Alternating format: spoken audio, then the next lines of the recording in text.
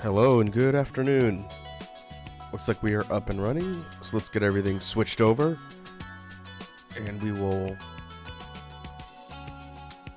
resume the Dyson Sphere program.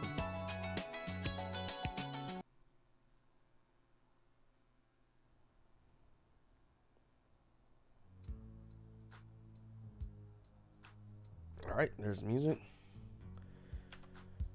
Okay, Sarlad's here, and I see Sarlad resubbed 15 months. Thanks, dude. I think you did that when I had the loading screen up, which doesn't have my redeem sounds. So I couldn't hear it, but I saw it in the list. So thank you. Your home base has grown.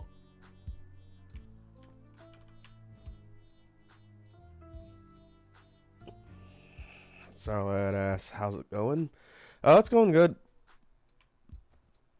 Seems like the holidays are trucking along.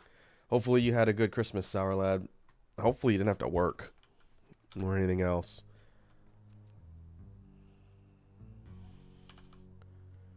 But we get to work on Dyson Sphere program, which is always a good time. What I'll do is I will explain where we're at with the main base here and what we're going to be working on today. But first, let's see. There is a problem with power consumption.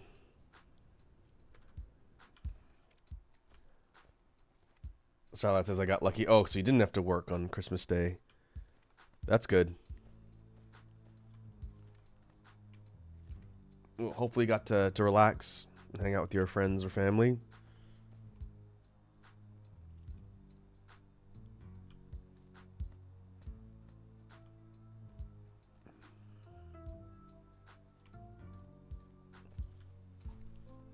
Yeah, I can see right now these combustible units.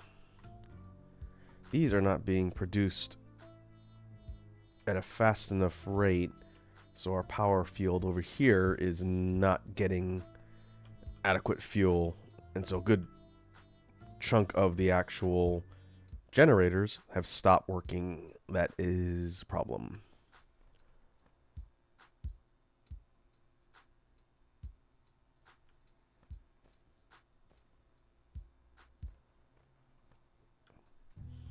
Tarlad says, I don't work on Sunday or Monday, just me and my dogs and cat. Well, sounds pretty low key. There's nothing wrong with that.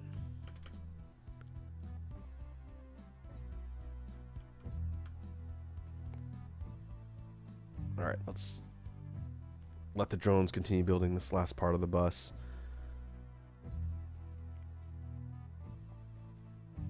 I gotta think of the best way to deal with the power situation. We might have to divert. We have to divert to a different source. Actually, there's coal up here.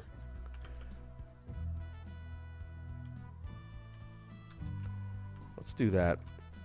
There is sort of a limit as to how much each of these generators will consume, and it all comes down to production speed and how much they consume before they're essentially emptied. And I think the problem is there's too many here. They're just burning the combustible units faster than all of the things over here can produce them. So we need to give this a different fuel source, because this whole section, actually part of this section too, is going offline, which is severely impacting our power. Now, the question is, if we go over here, I didn't look at this yesterday, but all of our entire site's going to essentially shut down if we don't solve the power issue right now. So we could set up some mining devices here, and we're going to use smelters to smelt this down into graphite, which has a slightly lower yield of fuel burning, but it's a little bit more efficient from what I gather.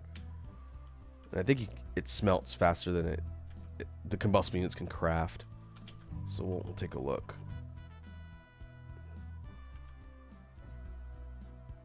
I don't need to run power up here. This is going to be tricky because we're already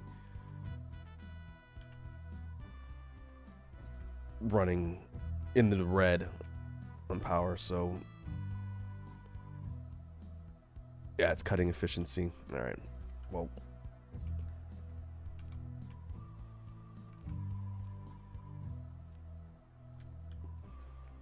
what we'll do is we'll run smelting lines here, and then what we're going to do is we're going to feed the output of the smelting lines over here into the second part, and we're going to try and get these online again.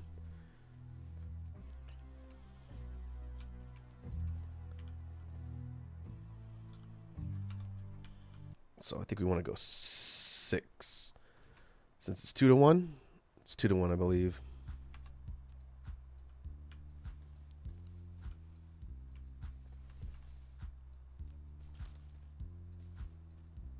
Energetic graphite. Yep, 2 coal to 1 graphite. So we should be able to put 6 on here. And then 6 below, and maybe later on we'll add a third one. We want to have all the stuff outputting this to one point and then funneling it over to the power grid.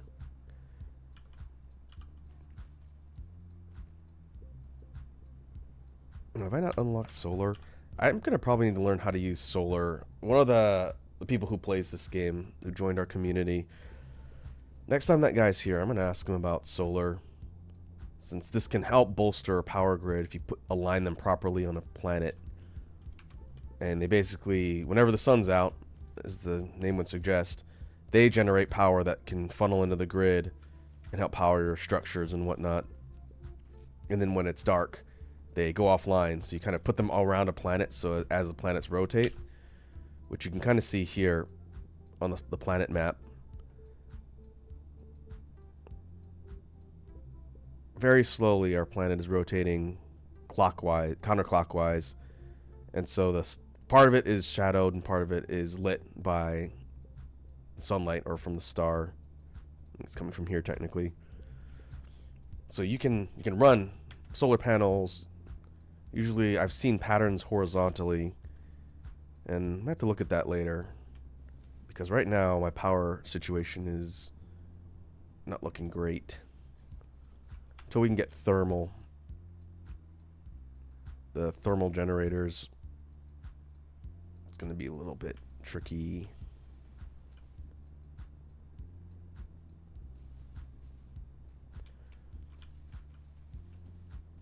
Actually, let's do it this way. Rather than do that, we'll just copy this whole line and paste it down a little further.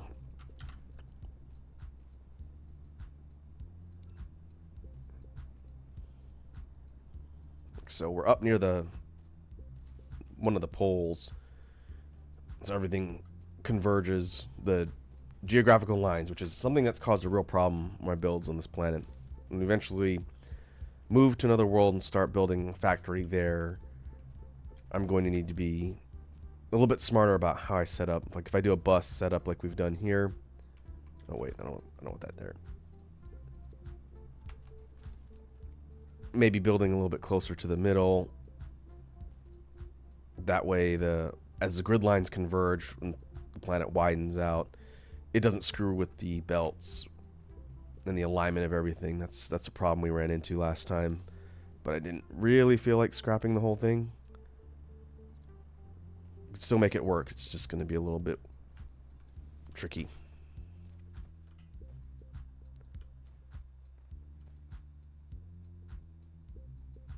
Okay, so what we can do, we're going to create a surplus point with a splitter here. Right now, these lines are all feeding in, and we'll have it dumping graphite into here, and then we're going to run this over to the power grid. But yeah, you can see right here, they're already starting to hit like a brownout state. These are only smelting at 58% because the power is insufficient. Same with the mining machines. Everything is running at worse efficiency just because the whole grid is taxed. So rather than wait for this to fill up, we're going to run this over now.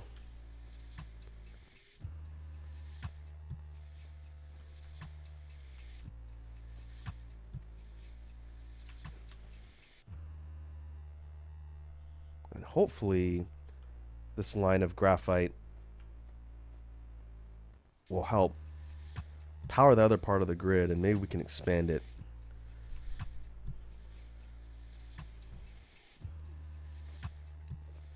What I like about Dyson Sphere program, which is different from pretty much everything else I play, it forces you to do a lot of problem solving.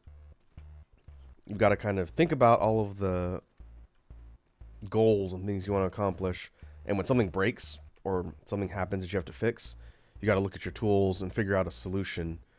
And as of the latest update, you do all that while fighting off angry alien robots.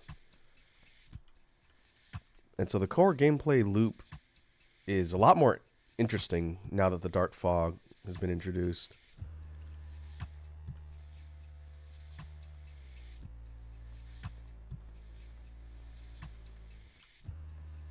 Okay, so these are running over here.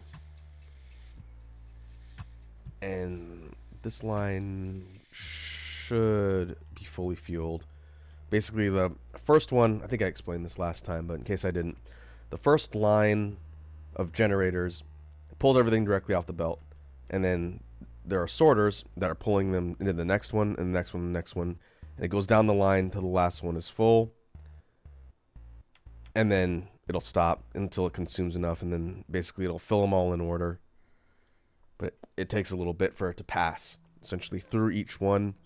But you can see as they come online and they no longer have the little insufficient fuel. Why is this one not feeding? There it goes. Okay. And then when they hit the capacity, they basically are just fueling themselves, and then they'll be good. Alright, so this line looks good. This line looks good. We have 16 running off of one line. Okay, and you can see now our grid power, instead of being completely in the yellow and being maxed out, now we're at about 75%, which will buy us some time, but it's not an indefinite solution. And I could see here pretty much all of the graphite's being consumed as fast as it's being smelted. So I think I want to add at least two more lines that are going to feed in this main supply and keep everything well stocked. So let's do that. And then once we get this sorted, in fact, we put you up there. Then I can go back to the main production site and explain what we're actually doing. Because I did do some work last night before I went to sleep. I did do some work developing the base a bit so I wouldn't have to go through all of it on stream. And we could kind of make some forward progress. And so we are definitely moving. And I'll go and talk about that in a sec. So I just want to keep pushing all of this stuff over to the power grid. And let's see, what's solar paneling? Let's just research that now. 200, more than 200 blue research. We'll let that go, and then I think I might add that to the bus, since we have all the components for solar paneling. Oh, that takes silicon, okay. That'll be a little tricky, but we should still be able to do it. Data shows there aren't any natural silicone veins on this Yep. planet. You can still obtain some. That's the prompt that says, hey, one of the resources that you need in order to Now you can click the star map button at the bottom left corner of the. craft an essential component isn't on your planet, so you're going to have to leave and go elsewhere in order to get it. Which we knew was going to be an issue eventually, which I can't remember in the original playthrough we started before the update how far we got. I think we were getting ready to leave the planet, and then I realized I was going to have to start over anyway. And so we kind of just nixed the save file. But we were pretty close.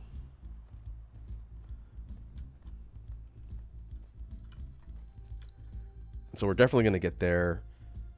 Maybe today. We'll see. I'm at the research tier to be able to get the drive system that lets you fly off world. And so if we could do that, then we could start setting up on other planets. And we're going to be doing a lot of flying back and forth until we get some later game tech that allow us to do things like warp, like hit light speed. And that's where the game really opens up.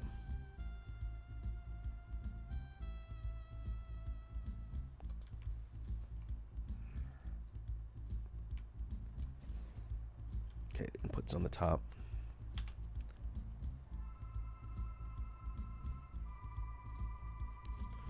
Okay, so now we got four mining sites, all routing graphite to this central point here.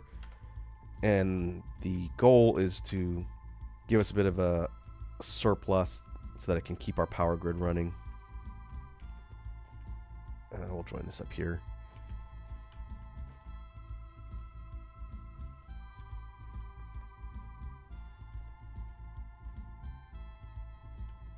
Oh, whoops. Nope, I was wrong. Inputs on the bottom.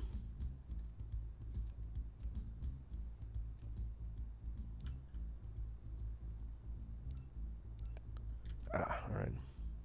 Thought you could flip the sorters around. Maybe not. We'll just do this.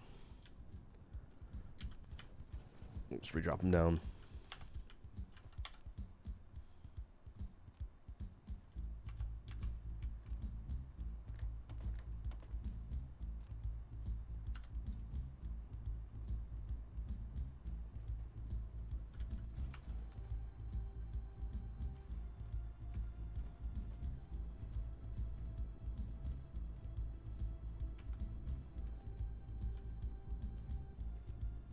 Flip that belt.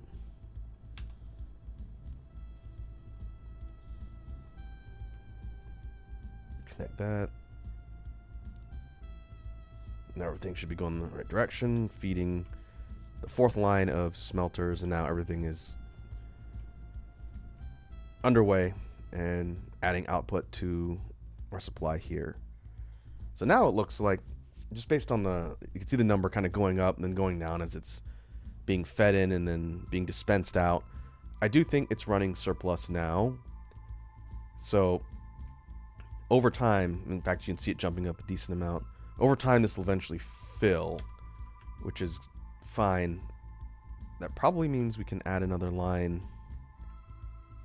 somewhere else, or maybe to the end of this. I want to say, I used to know exactly how many you can have tied to one input point before it consumes it faster than it can fill. But maybe we'll leave it for now, because again, I want to look at solar power. It's something I've ignored, and I might as well learn how to use it.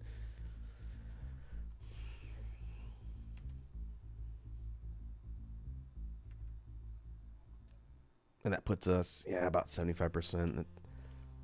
Okay. Maybe we can... We're up here in the northern northern hemisphere. I think this is the North Pole up here. Maybe we can try and run solar panels around the lower equatorial, below the equator spot and see if that works. But first, let me give you guys a breakdown of what I've done here in the base, since it's changed a bit since last time. I see Capri Sun's here. Capri Sun says, "How was your Christmas, Raku?" Oh, it was good. It was pretty low key. Pretty quiet, but good.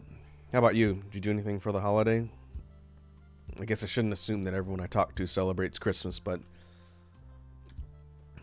hopefully you had a good chill time with friends and family. So I was telling Sour Lad earlier.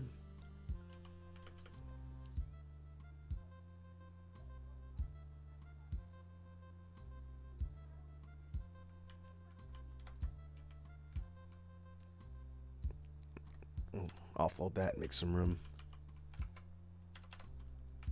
Okay, so let's take a look at where the main bus is going now. And I realized this is going to potentially be an issue later. I'll have to think of a creative solution. I think last time I'd started adding the last 4 lines to the production site.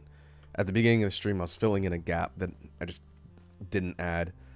And so we have 4 paths that don't have anything on them now. We're going to fill those eventually. Congratulations.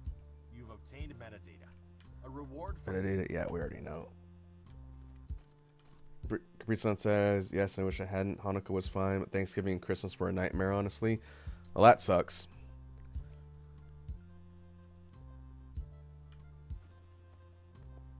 Well, we're moving on to the new year, so hopefully you're at least looking forward to doing stuff on the eve. So get ready to plow headlong into 2024.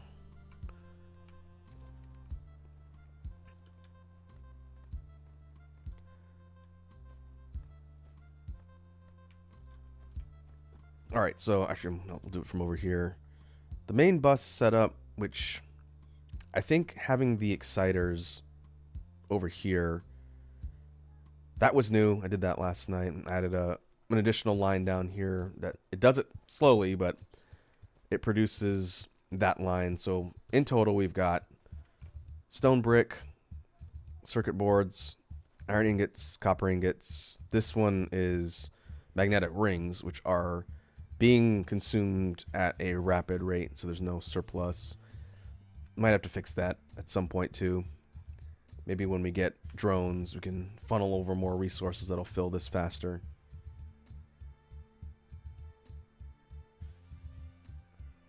We've got glass, steel, gears, silicon, which is, that's actually full.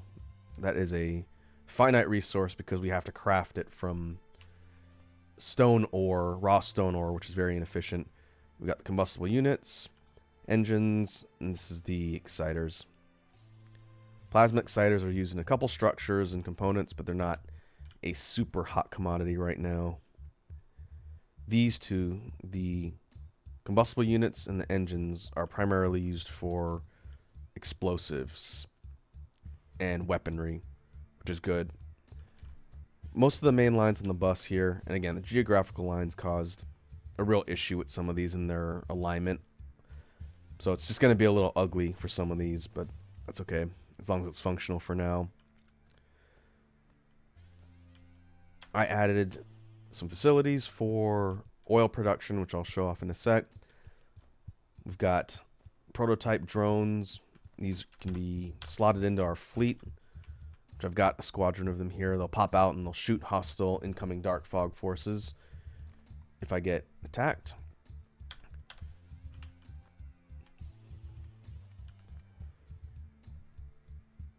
Yeah, like Capri Sun's saying, function over form, at least in the beginning.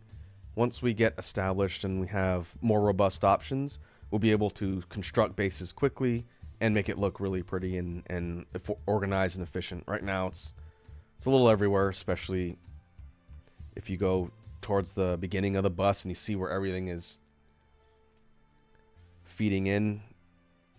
It looked a lot worse. Before I realigned everything to be a bus setup, it looked way worse than this, but we have all these sites kind of funneling things.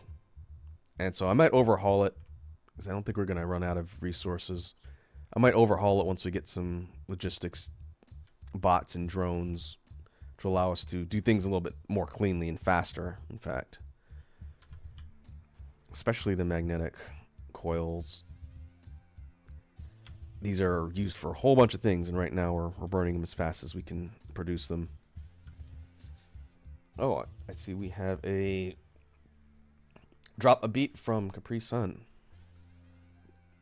Very good. Let's just do that right now before I either miss it or forget. Here, let me pause the BGM. Let me know if you guys can't hear the music, but it should be in the background. We're running through the regular BGM playlist as usual.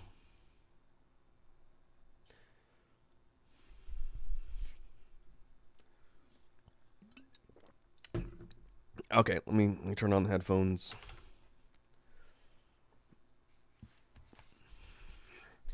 And let's see what we can come up with.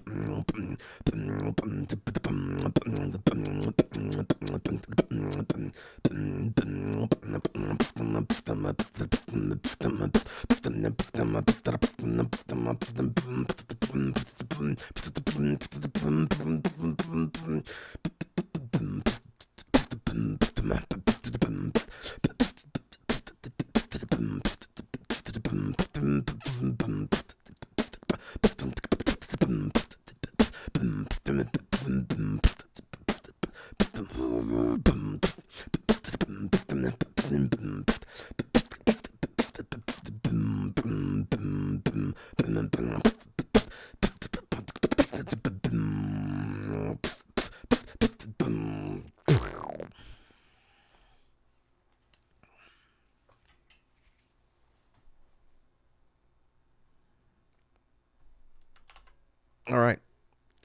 Headphones go off. BGM goes on. And we resume.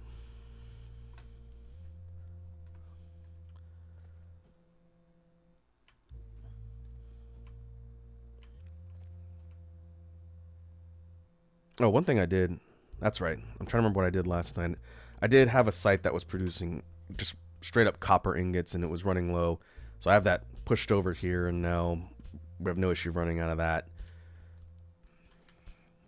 I get the feeling it's going to be silicon next. That's going to run out.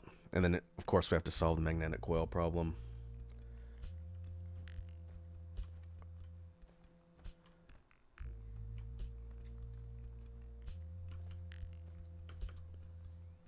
So, I see Sarah Letter deemed a Raku Factu. I have been slacking on the fact list. So let me go pull up my spreadsheet. I might have to create one on the fly because I do not have a surplus of facts on the fact list.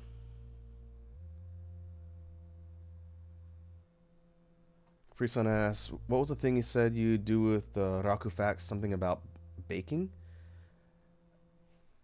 I don't remember off the top of my head. That was from like 1 or 2 streams ago when somebody asked. But adding a baking fact. I don't know if it was baking specifically. Honestly, don't remember, Capri Sun.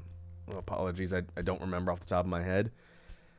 I will tell you, this is a free one. All right, this is a free fact. This isn't for Sour Lads Redeem. I'll actually do a different one.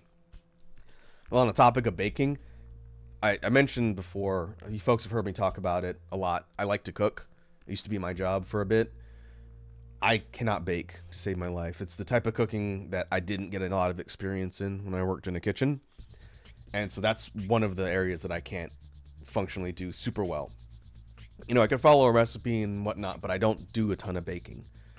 I want to get into making bread from scratch, and I have a stand mixer I got a couple Christmases ago. That's really good for that. I just haven't had time to sit down and mess around with recipes and experiment with the bread making process, because I do things like I eat a lot of sandwiches, and being able to make crouton bread for some of my recipes would be really good. But it's something I need to get better at. Baking and or desserts. I'm really more of like an entree type person. That's what my background is in. Let's see.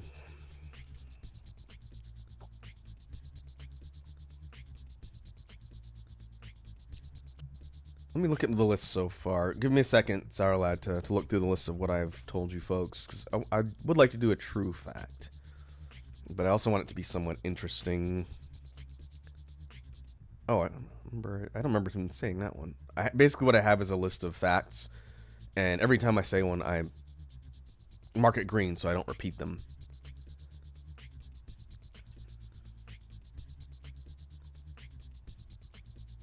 Let's see, art type stuff.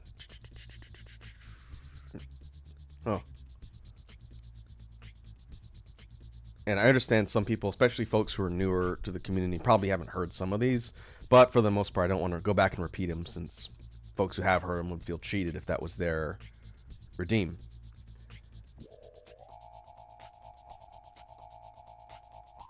Okay, here's one that's related to something else, but it is a separate fact. So every once in a while, I talk about alcohol. I try not to do it a lot, so I don't sound like a degenerate. But I've long time ago I did like a tier list too. But on the topic of alcohol, I do not drink wine, so I'm gonna put that on the list.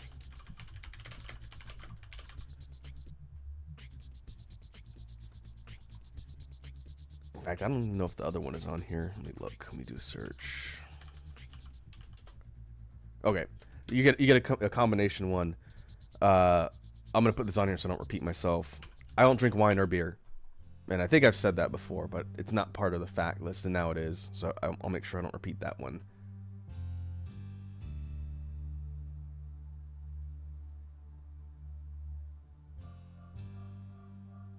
Oh, I see Sour Lad's talking about being alone on Christmas.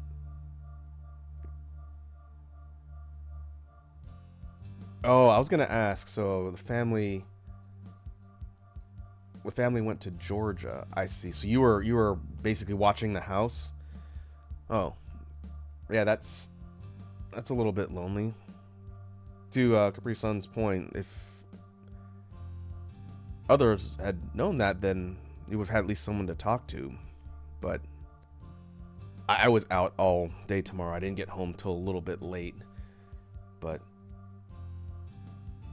hopefully it was still chill. It does suck to be by yourself, but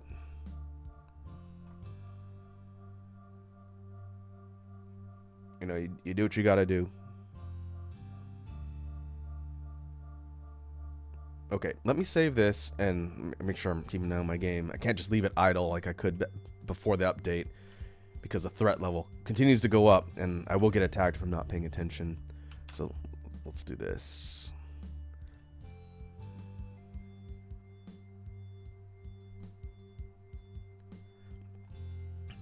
And I want to kind of clarify the fact too, since without context it probably doesn't mean a whole lot to you folks. But wouldn't consider myself a heavy alcohol drinker. I'm really more of a social drinker myself. And disclaimer, you should only drink alcohol if you're of the legal age in your respective country. That is what management has told me to say. But I have never had a taste for beer or wine. I've tried them. I've tried a lot of them. I've never been able to like the taste of beer and or wine. So those two things I do not drink. Trust me, I live in a spot where like craft beers and microbrews are really popular, and connoisseurs have tried to get me to try them. And for beer specifically, it all tastes the same to me, and that really makes people mad when you tell them their fancy imported European, craft beer tastes like a Bud Light. They really don't like that, but I have no palate for it, so it just tastes the same.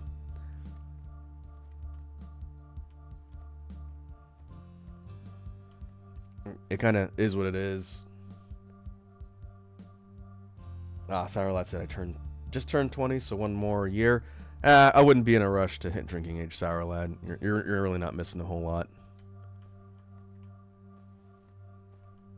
To be fair, I started legally consuming alcohol much later than most people, just because it was not high on my list of things to do.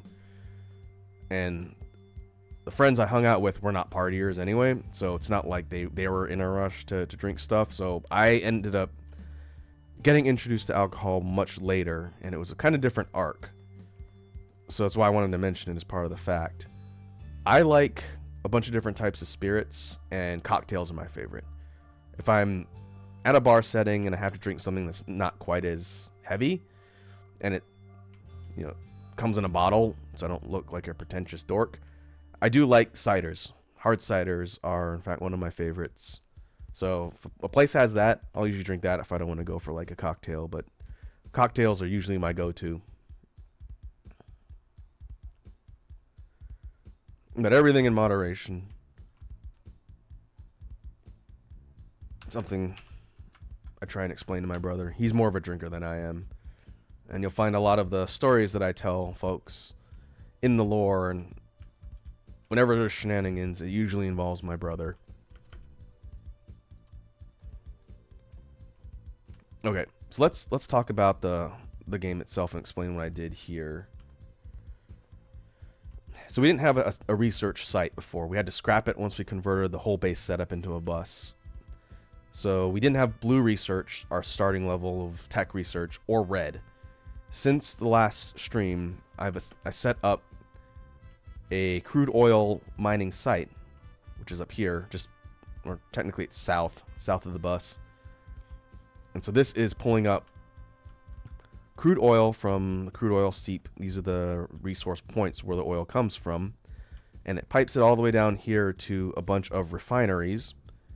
And these refineries take the crude oil, and they refine it into hydrogen and refined oil, which is the kind of copper looking things here.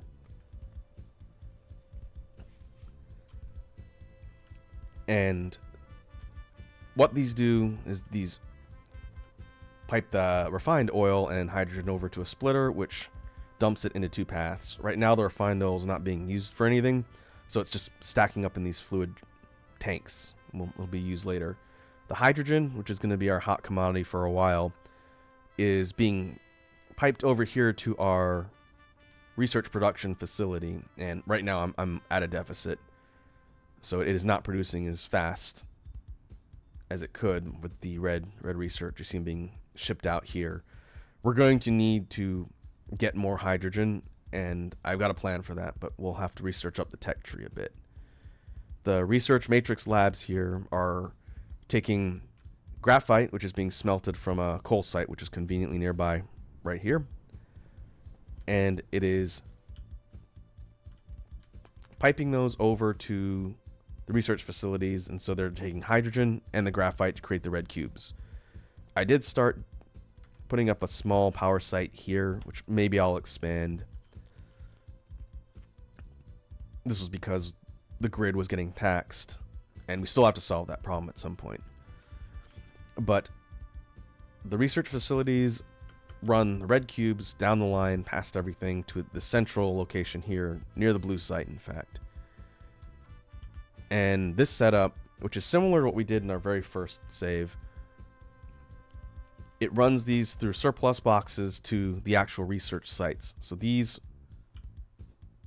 6 buildings, or 18 buildings? Yeah, 18 buildings take the research cubes, and then they are all set to research whatever tech you're telling them to research. And we haven't turned it on yet because I was letting it run for a bit.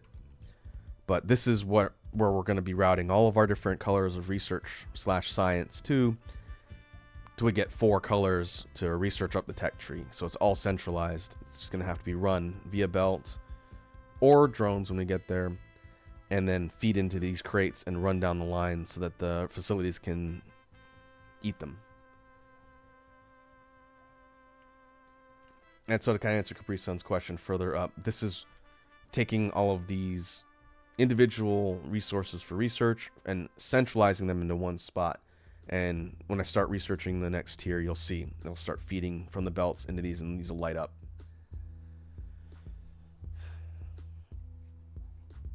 Sarlad says drinking is like a part of Hispanic culture. You'll see a dad buying 12 boxes of beer for their child's 5th birthday.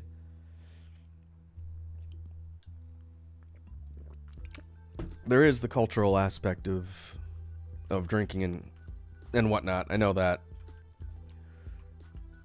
where I come from, my culture's not heavily focused around drinking, so that was one of the reasons why I didn't get into it, either at a younger age or younger than a legal age, as it were. By the time I did, I was a fully functioning quote-unquote adult, so I could kind of pick and choose what I wanted to experience. And as far as drinking goes, I decided to go for the nicer things I could enjoy instead of just the cheaper stuff for getting trashed all the time. That's not fun. I've not enjoyed the experiences where I've gotten super trashed, and have not been a ton. But everything, like I said, with moderation. That's all I'll say on that. I think you folks are all adults. Okay. So this setup is pretty temporary. Eventually, I'll probably build it this direction towards the refinery. I'm going to be setting up a big chain of cyclical refineries to get hydrogen, and they're going to be dumping everything. Actually, we'll probably go to the right from where I'm at.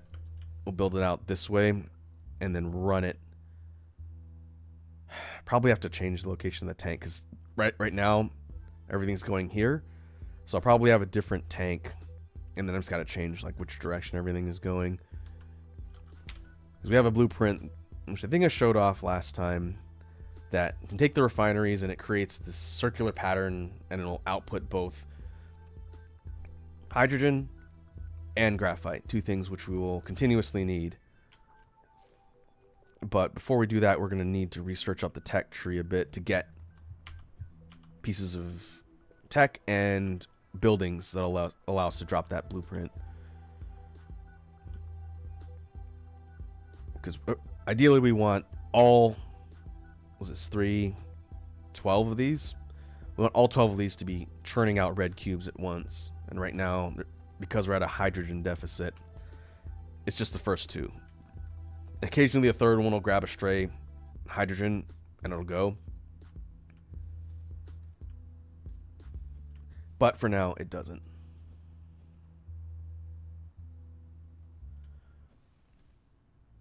Capri Sun asks, can you eat the shell of a watermelon? The rind? I think it's technically edible, but I don't think you'd want to eat it. The outer part?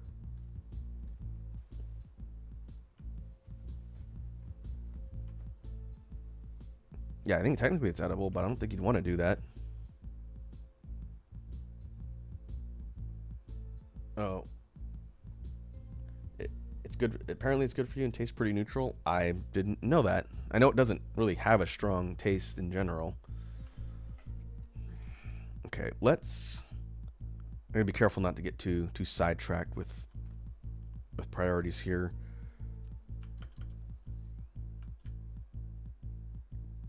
So let's look at the equator lines. The main equator line, I think, is it this one? No, I think it's a little more bold than that. This one. So here's the equator. In the planet view, you can hold the Yeah, whatever. So my thought is, if we try and build some solar panels, actually maybe we'll do it lower. We'll get it out of the way. I have no idea how effective this is, so it'll be kind of a test. So let's see, build view. Like, maybe we run a band of solar panels all the way around the planet, and we're gonna have to create some groundwork in space. But basically, we're gonna have it running all the way along this horizontal line. There's a row of them, and so what they'll do is, whenever the planet is in the sun, those panels will be generating energy and feeding it to the grid, and then as the planet rotates, it'll just keep kind of slowly moving into a section. And yeah, I think this will actually go unobstructed all the way around. Whoa, oh, there's a base over here. Oops, don't want to do that.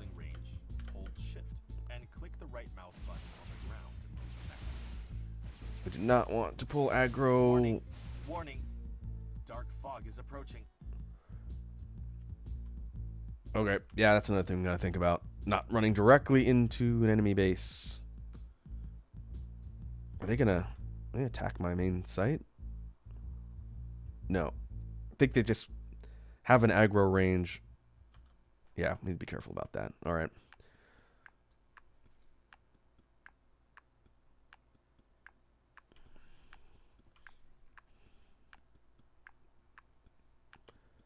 So I think we could use kind of like a solar panel array as a bit of a side project. What I want to do is run production lines off the bus for solar panels and just have them create and craft those in the background, so when we eventually get there, we can run some.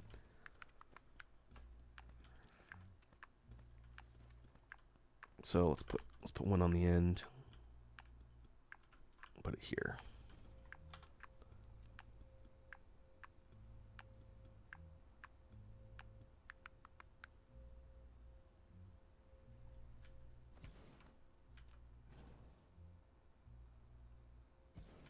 There we go.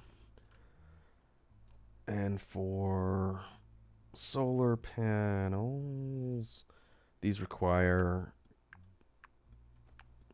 circuit boards, copper, and silicon.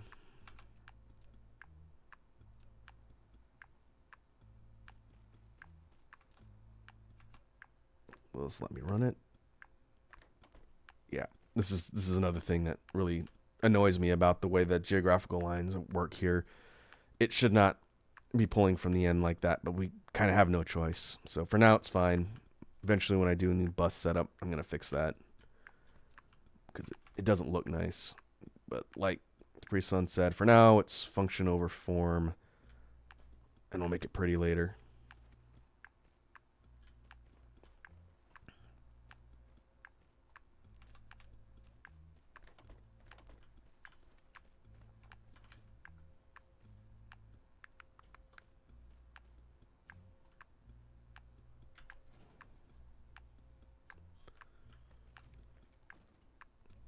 All right, and we won't do the full crate. We'll do 2 lines.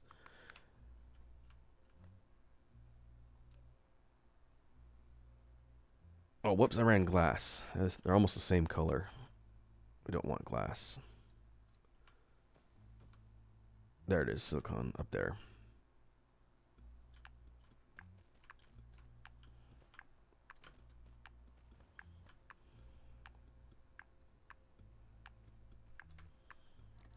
Let's just pull all the glass off the line.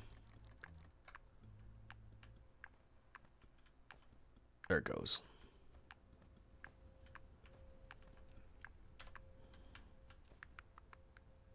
It's a decent amount. 10? Yeah. That might start burning our supply a little bit.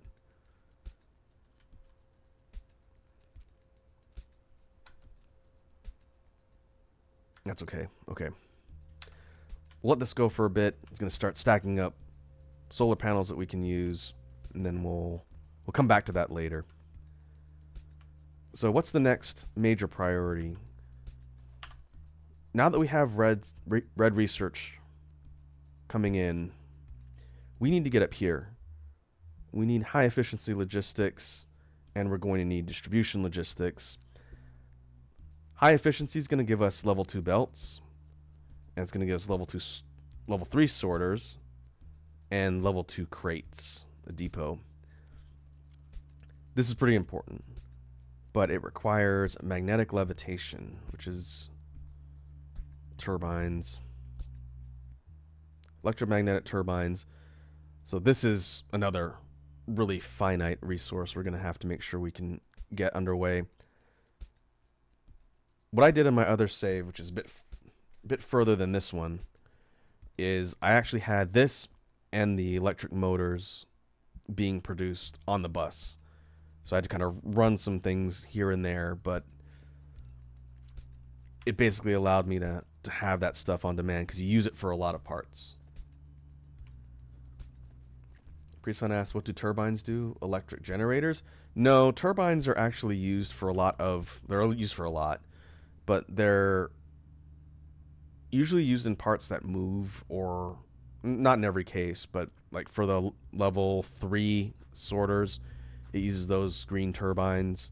A whole bunch of things that aren't just propulsion based, and a bunch of things that are. So it doesn't work in any sort of power generation. It's a consumable resource that's used in crafting a lot. So if we look over here, this is a better way to illustrate it. The electric motor is the precursor to the turbine. It requires this, and I think either gears and ingots or both.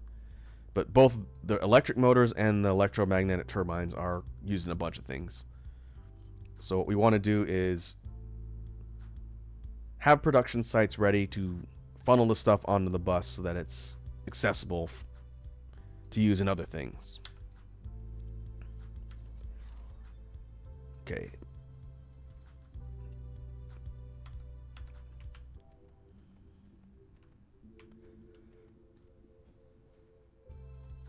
Yeah, what you'll see, Capri Sun, as we work through Dyson Sphere program, you'll kind of see the rationale between moving up the tech tree and building A in order to be able to build B, and then B becomes a mass production item that you use to build C, D, E, F, G. It does work kind of, that's why it's laid out like a tree here. And I think I showed this off earlier, but if we zoom out as far as I can zoom out and then scroll around, everything you see here is tech. These are levels of tech and different parts that we have to unlock in order to progress up and be able to create more advanced things. There's a lot. The upgrade chart is as big or bigger. This is upgrades to things our mech does primarily, but not just our mech. There's sections here for power production. There's sections here for drones, drone efficiency. And then there's weaponry, weapons, offense and defense, upgrades. All this stuff requires levels of tech and research with the different color cubes. And so now that we have red, we're basically up here on the second tier. And next will be yellow. It'll be a little bit before we get there.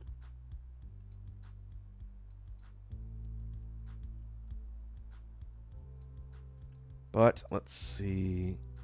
I think we want to grab, in no particular order, just some quality of life stuff. I'm going to grab more inventory, more construction drones, and drone speed.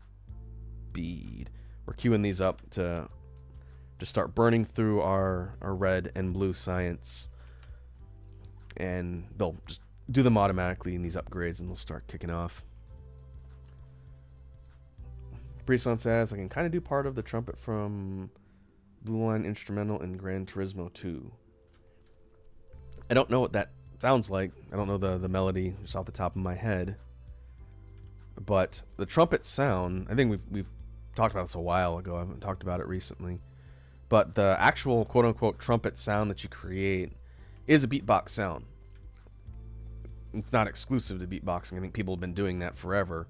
But there's a couple different ways to make a trumpet instrument sound, and a lot of melodic beatboxers use it. I don't use it a ton, but I do have a trumpet that I can use. And it's just created by, well, let me explain, show off what it sounds like just as an aside, and I'll explain how I do it, because there's more than one way to do a trumpet. So my trumpet sounds like,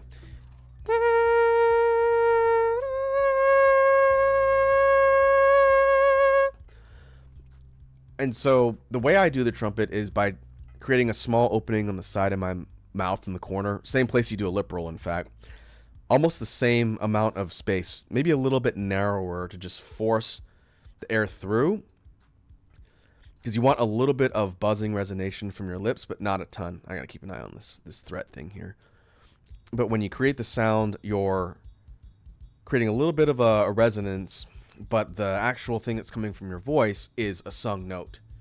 So I'm singing the note, but forcing the sound to go through a really small, just small crack or gap at the corner of my mouth where my lips are, again, same position as a lip roll. And by doing that, because I could just go, that's a sung note, right? But if I close everything up and force it through one spot, the becomes. I think my higher trumpet register sounds a little bit better than my lower, despite me not having a high voice. But something like it tends to be a little more muted in sound, kind of like a cornet, which is actually the type of trumpet I learned how to play. But another way you can do it is by taking your teeth and putting them on your lower lip, your upper row of teeth on your lower lip. Not clamping down, you don't want pressure, just putting them, resting them on your lower lip, and then doing the same thing through, from behind your teeth, kind of through them, and your teeth are a filter essentially. And that sounds like,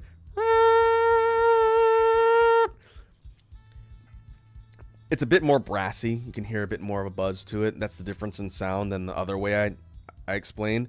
I don't do my trumpets the second way. I know how to do it both, but I like the more muted one just because it's a little bit easier to control.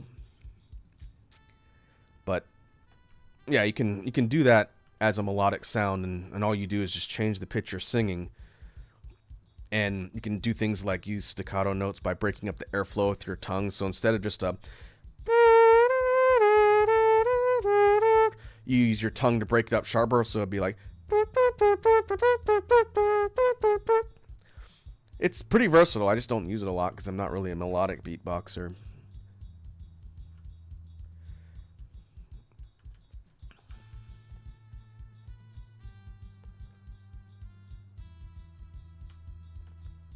Breesun says, I find it easier to just do the sax with my vocal cords.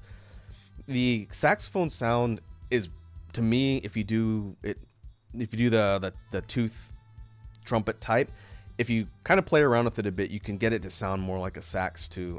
That's definitely a sound I don't use really at all, but you can kind of play with it a bit and get more of a saxophone sound versus like a brassy sound. It's pretty easy to kind of change. That's one thing that's fun about beatbox technique, is depending on how you sort of manipulate your muscles in your face for certain bass sounds or anything with like muscles or anatomy, you can really change how a lot of sounds come out. We were talking about lip rolls before. And same thing, just by taking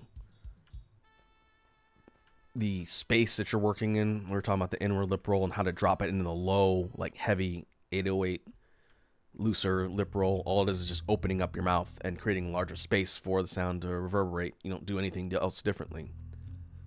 Okay, stacking up those. That's good. We're getting close to the next threat level. And my defenses are something else we got to work on. In fact, let's take a look. We want drive engine, so let us leave the planet. We definitely want a bigger base of energy. All these movement are pretty helpful. And I guess it doesn't really matter what our surplus looks like. I'm not trying to build up a lot, because once we stop and do something else, it'll continue to stack up. So let's see. We have drive engine. Let's just... we'll get that one later. Yeah, let me go over here. There's some key pieces of tech we need that are a little more expensive, but we need X-ray cracking for that blueprint. You're now able to cruise. Press space twice to lift off. Yep. We should be able to leave the planet now, which we'll be doing soon. Signal towers. These things are very, very, very powerful, and I will show off how they work once we can craft some. But we need to get some components ready for that first, which means we're going to need, is it crystal refining or is it crystal smelting? 500. So yeah, this one's a little expensive too, but that's okay. We need crystal silicon, which is created by taking the silicon ingots up here, refined silicon, high purity, and smelting them into what looked like a D8. It looks like a little diamond. We smelt them down, and that becomes a core component of a lot of things. If I had infinite space on the bus, then I would have probably added another 8 rows, and that would be something on there. But for now, I'm not going to worry too much about that at the moment.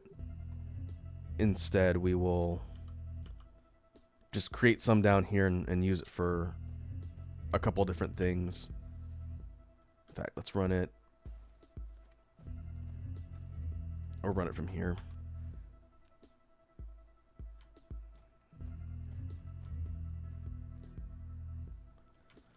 We're going to create another production line under the main bus here, because this is like a supplementary material. I can't remember if it's smelting. We'll see when I get the tech. I think it's assembled. I don't think it's smelted. So we'll find out.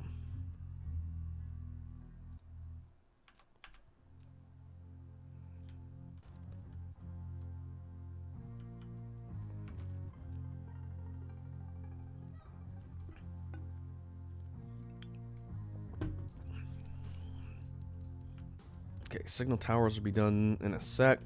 We're going to need to set up a production site for that on the bus. So maybe I'll expand it out a little bit. We need more room. Regardless, we're going to need more room.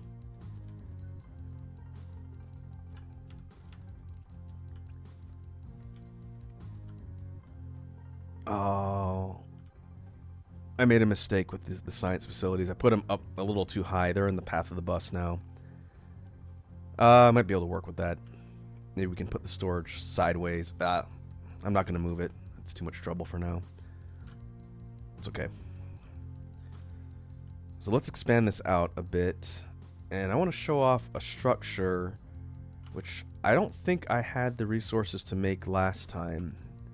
You folks can remind me if it's something I already showed off, but we're going to need it here, so that'll be fine. And that is the battlefield analysis base. This thing is also, like this signal towers, very, very useful. This thing can facilitate defenses. Like, you can gear it up with some drones for defense. It can accumulate things that the dart fog drop when you kill them. And most importantly, it comes with its own construction supplement of drones. So what does that mean? If we go down here and we start adding new layers to the bus and extending it out to the right. Say we go here, like this. The battlefield analysis base has its own squadron of construction drones it'll deploy and help you build, so that you can build faster. That is very, very handy. And so if you build these near any of your construction sites and power them, then they'll just spit out helpful construction drones and allow you to put down your builds that much faster. That is new in the update. They didn't have those before. But having that will allow us to expand our bus. And probably, since I don't have a ton of them, I think I only have 2. They have a range, so I would just pick this one up, plunk it down further along the line, get it closer, and do that until I can make a bunch of them. But yeah, really, really handy. Allows you to expand your builds much faster, and it can help you defend your base.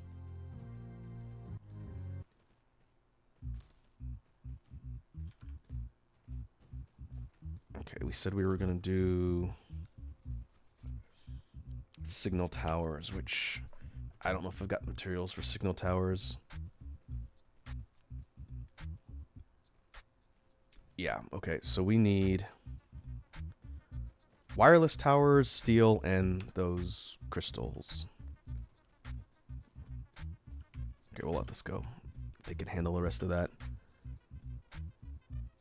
I'm thinking...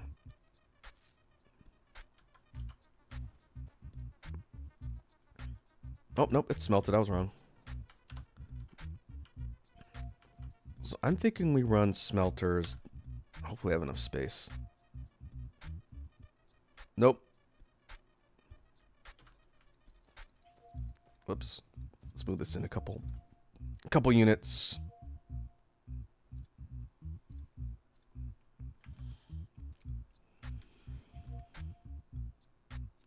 Oh, they're attacking. Where are they attacking?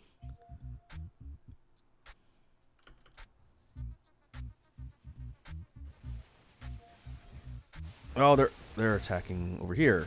Okay. I am not heavily defended over here. We got a couple Gauss turrets, got a missile turret. Think we'll be okay. We're gonna... What'd they blow up? They blew up a smelter, 2 smelters. Oh no, they blew up that. That's not good. They blew up my graphite storage. Oh. Well, that's annoying. They just drop everything? I think it just dropped everything. You suckers.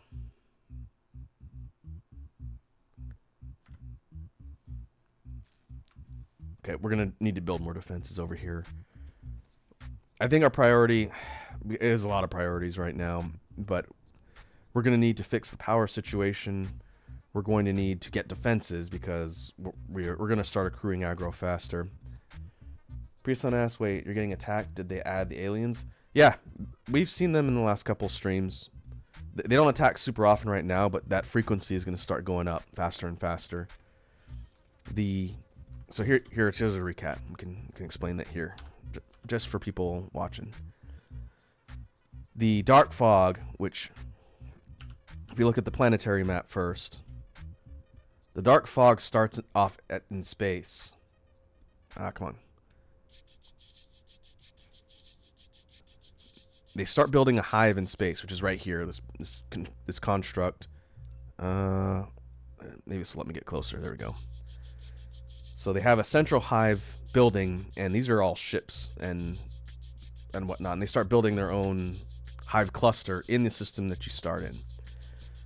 Likewise, they'll go to a nearby planet, and start harvesting resources that they'll use to build their forces on said planet. Closer to you, locally, there's this thing called a relay station, which is deployed from the main hive. What they do is they send these out to the planets, and they start mining core resources out of the planet, which we'll see later once they destroy one of these things. But the relay station is what causes the bases to be built on the planet's surface. And these are all of their attacking forces here. These little kind of triangular, almost Protoss probe-looking things.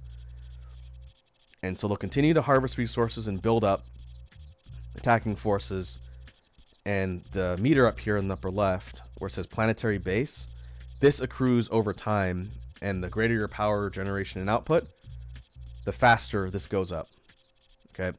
So it's at 4.3. It's going up by like 0.1% every several seconds. When it hits 100, they deploy their forces and they attack your base. And I can't quite figure out what their priority is yet, but they will attack you once this maxes out at 100, and you get a ping that says they're attacking. And as the game goes and your complexity grows, they'll start popping up more of these bases and attacking you more frequently. So at some point, once we get a little bit further in our tech, we're going to have to start fighting back and kicking them off the planet. And then likewise, as we do that, we'll eventually have to start kicking them off other planets. Yeah, they're going down here. And eventually we want to kick them out of the planetary system altogether, which will involve fighting them in space. And that is a ways away.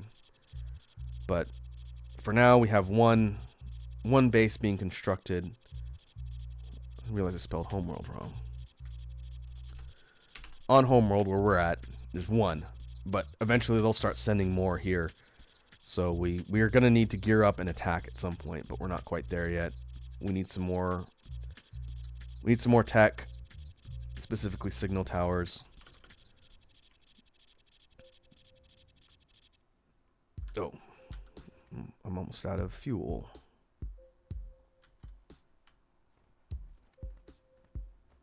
Okay. There should be some extra here. Yep.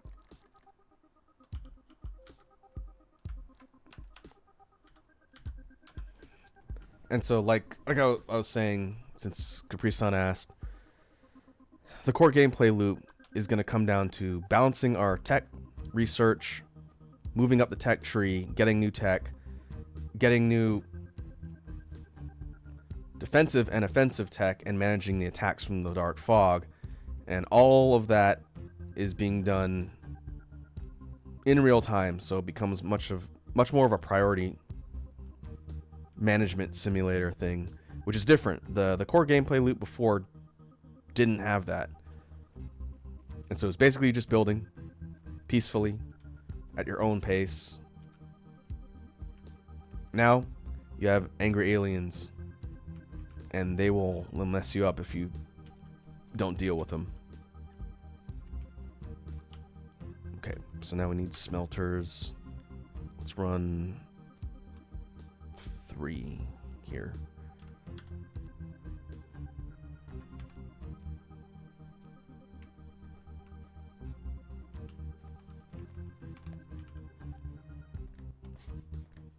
Again, geographic lines are making this more annoying than it needs to be.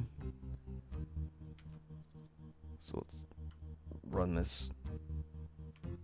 There we go. And we want this smelting crystal silicon.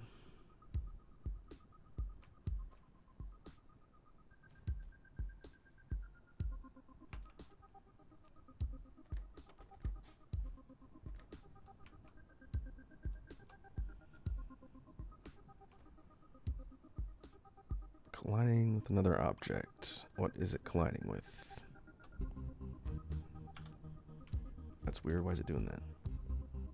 Oh, we're out. No smelters. Hey, Red Dragon's here. What's up, Red Dragon? How are you doing today? Hope you had a good Christmas, if you celebrate Christmas. And as we head towards the new year, hope all is well.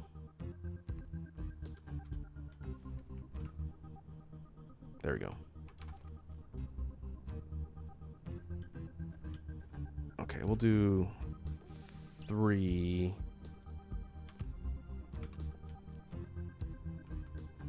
And we're going to run these into an overflow here.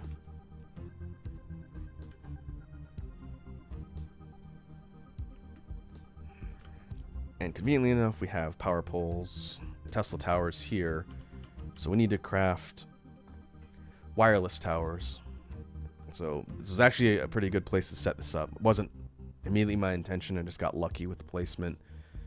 Because we're going to need the wireless towers, which were created from these, and then the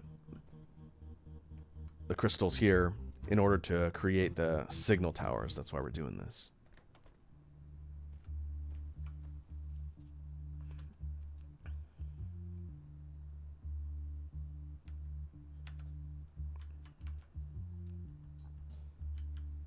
And keep an eye on our power consumption. We're going to have to sidebar eventually to just go and start putting down solar panels. So it's going to be a little bit scattered for now. As far as our priorities, be a little bit all over the place, but it's okay. That is definitely the way this game goes. Okay, we want this one creating wireless power poles. And we need exciters, which are up here, which is another reason why we put this on the bus.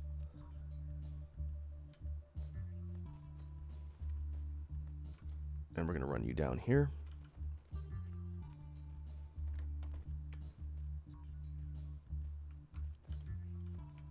Nope, not there. We're going to run around this one into the second one. My bad. We want it down here.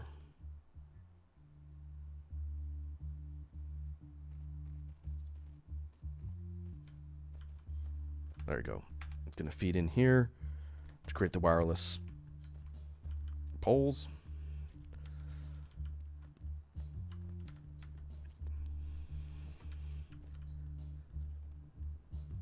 And then now we need to create one more here. And this is the most elegant way to do this, but for now, it'll have to do. We're going to feed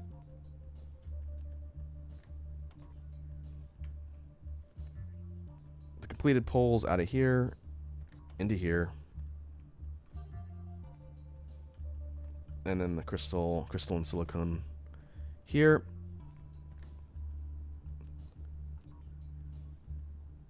Oh, we need steel too. Okay. And we'll run steel up from the bus down here. Put it right underneath.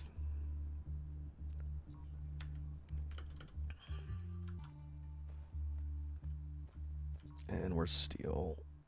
Steel is down here.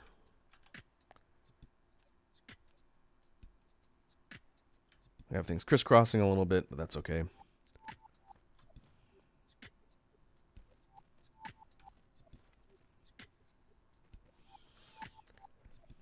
And then now that pushes everything to second assembler, and then we'll have an output crate down here, just like these other ones.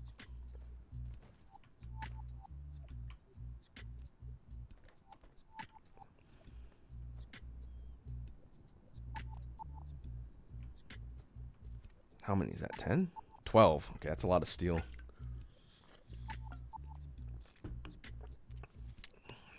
But now this should get everything it needs. Yep. Cut this off up here.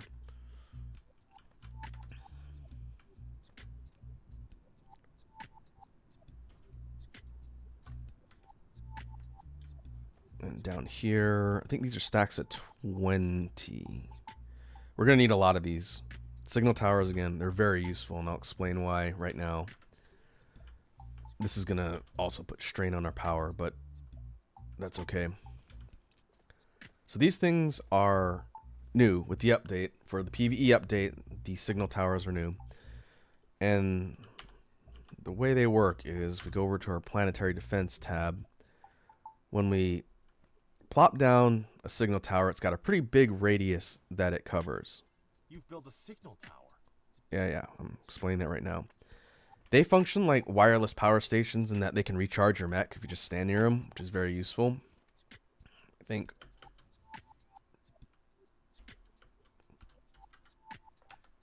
Let me double check, make sure I'm not. Yeah, they'll recharge. I think when they're glowing blue like that. So they can facilitate power transmission, so you can use them to kind of extend out the range of your power grid, just like the Tesla towers.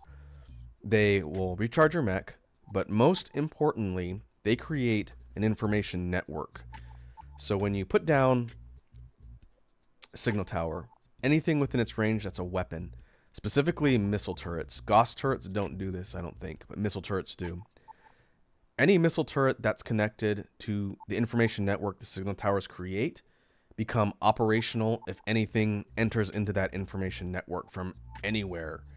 So what that means is this one, which is now connected to the network because it's within range of the tower, if we fly over here, just a short distance outside the range of the signal tower, and we put another one, I only have 2, so I have to make some more. We put another one, let's just say we drop it here. Now this one has created another extension of the information network, and this missile turret right here, currently 97, is now part of the network. So what that means, and again, the game doesn't really tell you this. I saw it in one of Nilaus's videos, and it's very, very handy. Probably one of the most useful things I've learned so far. Any threat that enters into the range of a signal tower will be attacked by a missile turret that's part of the network. And that's really important. So what that means is, if the enemy attacks from, let's say they fly in this way, okay, and they fly in range of this tower, this missile turret will start attacking anything that gets within range of this tower. So they'll start shooting from out here at the periphery of this tower. In addition, any other missile turret that's connected to the information network with the signal towers will also attack the hostile forces. So because we put this one all the way over here in the same network, just because it's connected to a signal tower, the towers don't have to intersect, from what I can tell. Just by creating them, it makes sort of this invisible network of all the signal towers being connected. So if we're getting attacked over here, and this one is firing missiles, because this one is also on the network, even though it's so far away, it will also start attacking.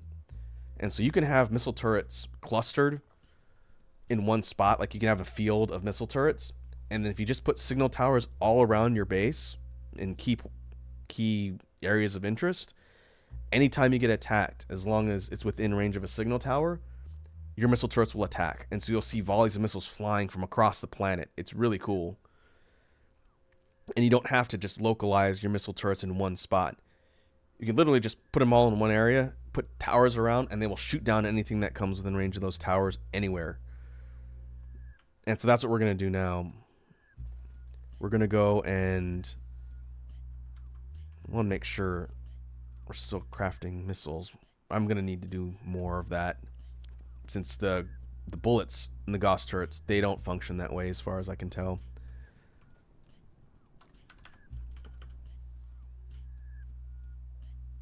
So here's what we'll do. I'm going to start picking up my stray missile turrets. I'm going to put them all in one spot. But we want coverage with our signal towers. So we're going to put one there. We're going to put one up here to cover the northern part of the base. And again, this is just how I've sort of figured out how this works. It could be that there's more efficient ways to do this, but because we just want to protect ourselves, I think this will be fine for now, and then we can always tweak it later. And so here we have another one. We'll pick this one up, but this one cuts off about here. So what we'll do is we'll put this tower up here.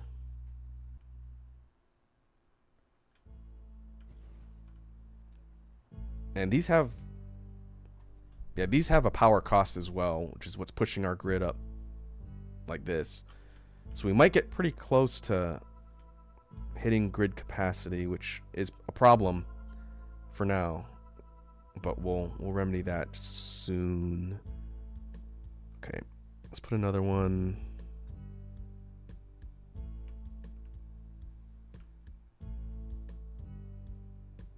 There's this one. So we'll cover right about here. Let's see, does that put us in the red? No, close. This more remote part of our base, this one and this one are also going to need their own towers, but they're a bit smaller targets. So because we're running low on power, I'm going to hold off for now. But well, maybe we can do, let's do this. I'm going to do a temporary solution here, and I'll change it later. I'm going to put a bunch of turbines, wind turbines down. They won't generate a ton of power, but they'll help a little. And I don't have any on the bus. Okay, so much for that.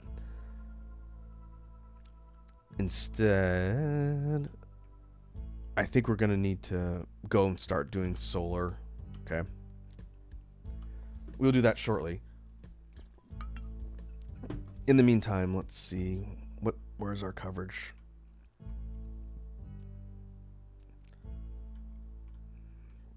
Lower part, we need to be able to protect down here as well.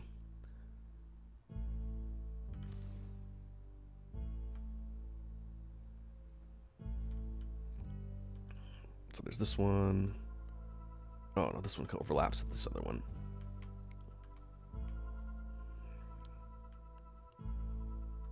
I think we need to cover roughly about there. And that puts us really close to capacity for power.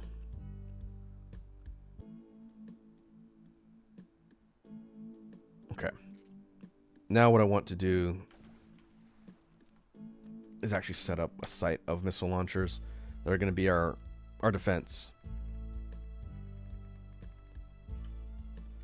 In fact, we can even pull up this one. We're going to put them all in the same spot right here. And I can always move it later if I want. So first we need to go splitter. And ultimately we're going to automate this, but for now we don't have drones yet, so we can't do that. We're going to put a storage crate.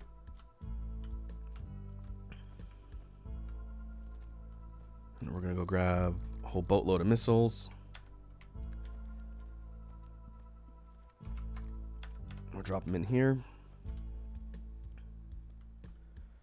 And now we're going to deploy a whole stack of missile turrets. Is this the right direction? Yeah. You've built a missile turret. It can launch guided missiles. It provides all-around defense against both ground and space enemies. You can select targets in the turret panel. Let's see.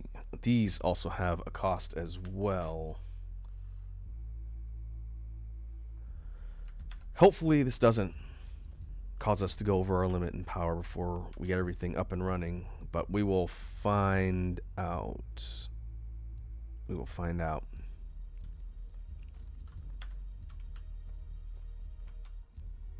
No, it's close, but I think it'll be all right. turret is short of ammo. Most turrets need ammo to fire. Click on a turret Yeah, to open its panel and I got replenish ammo manually. Of course, it'd be better to constantly supply ammo with conveyor belts. The game does tell you that. That's good. Sorry, I'd ask. By the way, Rocco, I've been watching JJK. I don't know what that is. Is that Jujutsu Kaisen? I would assume if we're talking about anime, that's what that stands for. If so, I have not seen it. I've heard very good things about it, and a lot of people have told me to watch it, but I have not seen it yet.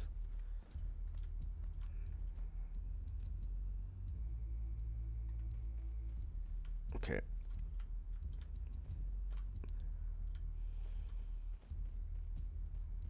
Yeah, that's what I figured. It was a lucky guess. But is it good? Would you recommend it?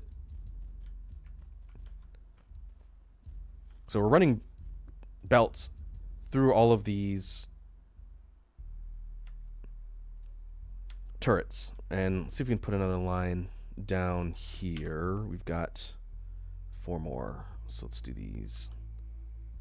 Here, here, yeah. Here. Put power here. Starlight says, all I can say is the anime is great. Oh, okay. That's good to know. I know a lot of people seem to enjoy it. Oh, whoops. Put this in the wrong direction.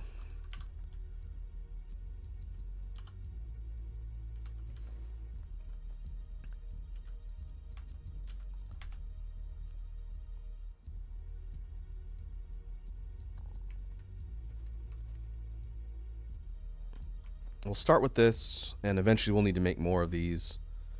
But by running the belts through from the main crate here, they are supplying every turret here with ammo. And so as long as we keep this one topped up, which again we can automate later once we get drones, but everything here is now getting supplied. And did we put, I don't think I put turrets on the bus, did I? Missile turrets specifically. I think I put Gauss turrets, but not missiles. I think missiles requires, let's see. Oh, it requires engines, that's why. Okay, we're going to need to do that eventually. But until then, we're going to have to do it manually.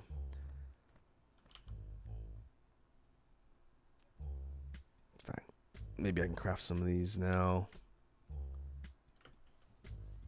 Got a bunch of spare components. This is something I forgot about. We can actually fix our deficit temporarily. We can band-aid it. I had to move everything when I changed the bus setup. And so there's a whole bunch of stuff that was in storage chests that I just had to dump to get out. And that stuff is just sitting there. So we can actually throw it into our supply chest just to get it used. And that'll buy us a bit of time. Looking for coils first. Got a little bit of everything. Oh, here's where all my refineries and stuff were. Oh, because of the mall, that's why. Yeah. Okay.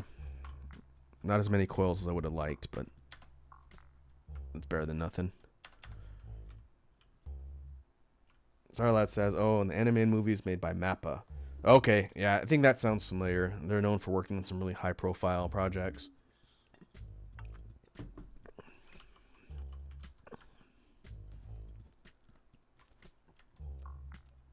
Okay, let's grab some gears. Eventually, we'll... Oh, here's some power.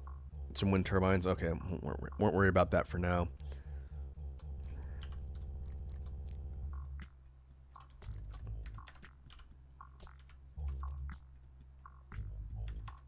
Okay, I'm going to craft a bunch of motors. I'm going to make some turrets just on the side.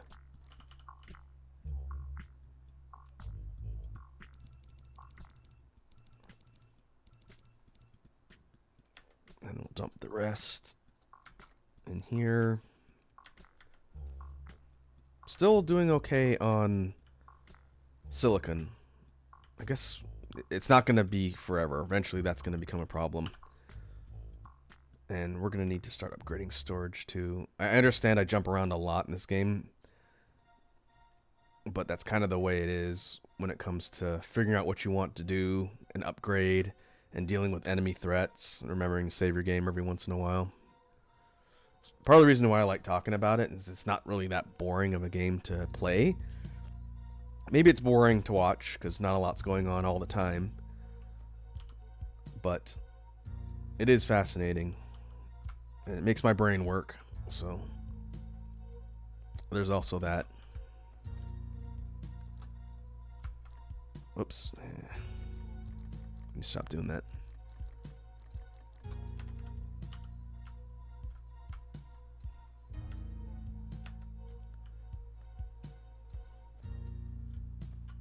So I'd say it's big chilling. I love a cozy stream. Oh, that's what we try and do here. Chill vibes, while also applying some brain power. You've unlocked. Okay, vertical construction. So now we can add layers of storage to these, which I'll do it for red and blue. Maybe not. We'll do it a little bit later once we have a more secure supply chain. How are we doing on towers? Okay, good.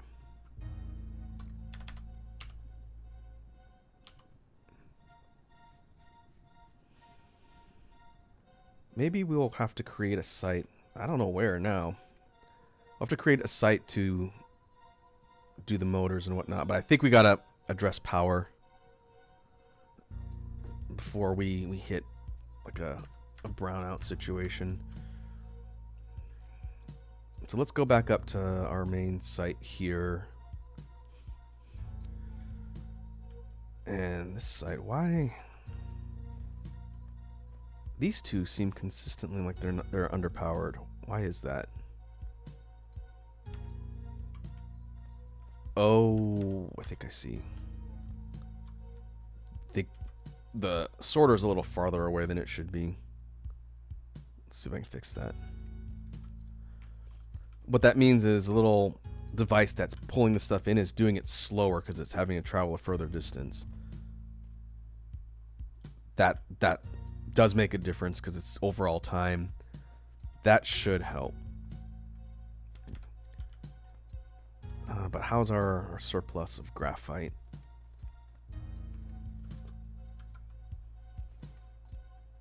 Pretty much topped out. Okay, that's good to know. So we can add another layer on top for overflow. And I think I'm going to actually split. I want to do that. Well, I don't know if I saw the hydrate, but I don't know if I actually said anything about it. I'm finishing up a smoothie, and I'm actually going to go refill my water bottle in a minute.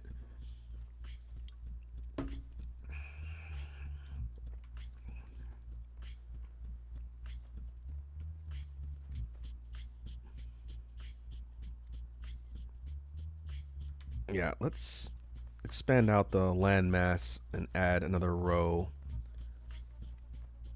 of generators.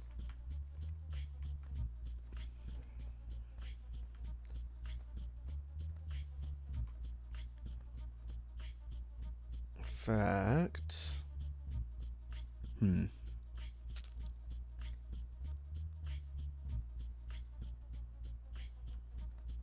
I guess we can. Let's try splitting it here. Let's see if that affects the overall production. I'm going to run it kind of parallel to everything.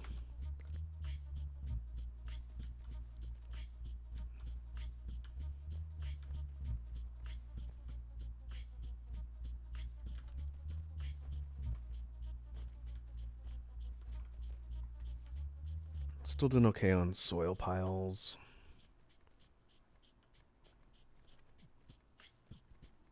When we eventually start building on another planet, we'll be clearing out land en masse, and we'll get probably more soil piles than we know what to do with. But until then, we'll make do.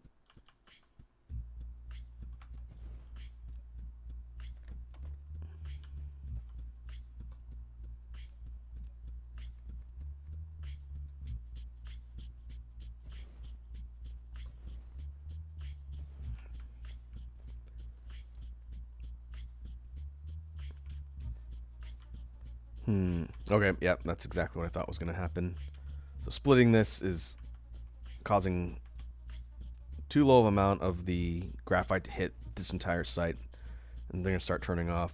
So instead, we're going to lower the output by 1, and we'll have these directly feeding over here. It's coming from this line of smelters. Not, again, the most effective way to do that, but I think it'll be fine. And these 4 only give us, they don't give us that much additional power.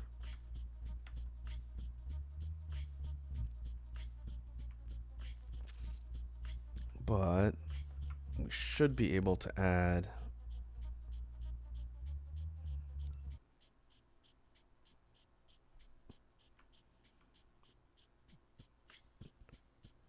what's it colliding with?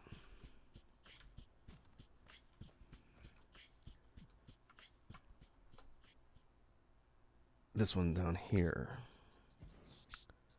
Ah, it's the geographical lines again. I'm gonna have to be more mindful of that next time.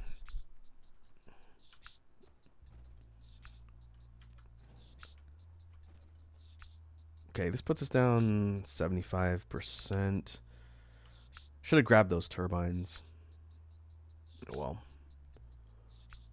Just throwing a bunch of turbines around while we try and solve the energy crisis with solar power would have been a good temporary solution, but that's okay. 25% more power will hold for now, and then we'll have to keep working on that.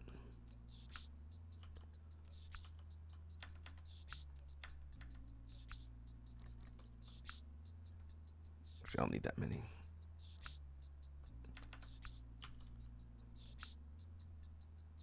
I'm gonna need more engines. 6 engines per missile turret, yeah.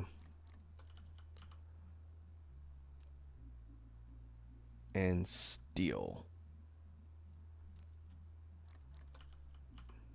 Yeah, I could have grabbed it out of those dump chests. That's fine. So now we can. Okay, yeah, that's way better.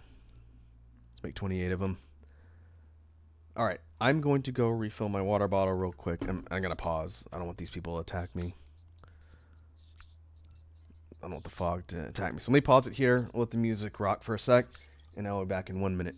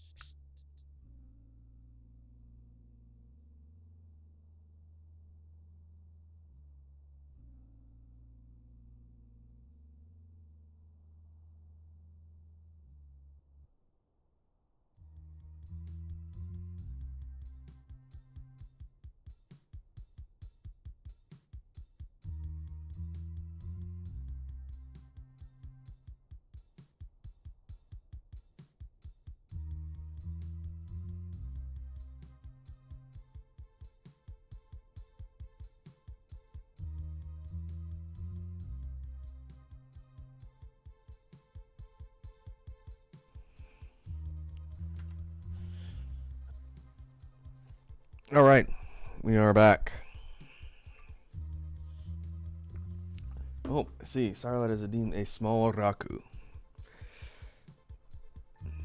All right. Haven't seen that one in a minute. Let's pause this. I'll go over here.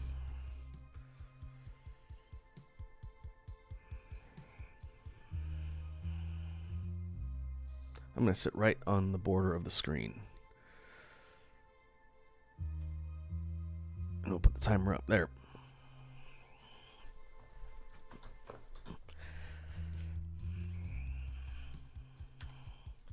Okay.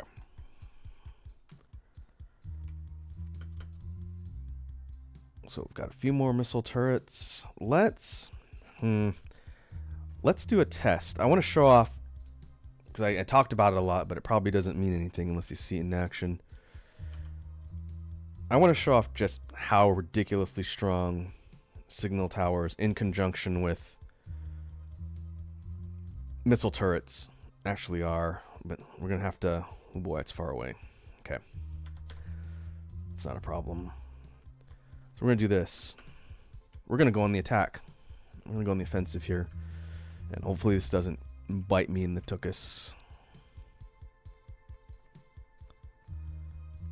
So the easiest way to do this would be to run Tesla towers, which are cheap, to extend out our power network. And our target is the relay station and the base that the dark fog is building on our planet.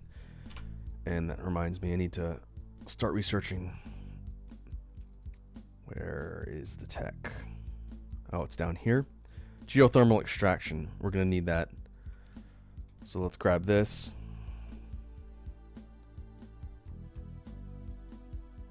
And let's see. Supermagnetic field generator. Down here. Won't be able to do anything with it at the moment, but it's going to come into play later. But in the meantime, we're going to slowly build a line of towers moving towards that relay station. Okay, that's done.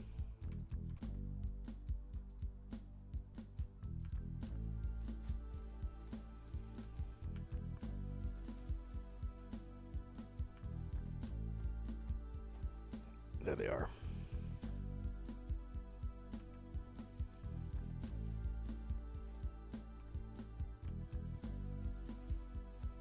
We need to be careful. So we're going to start getting close, and they do have an aggro range.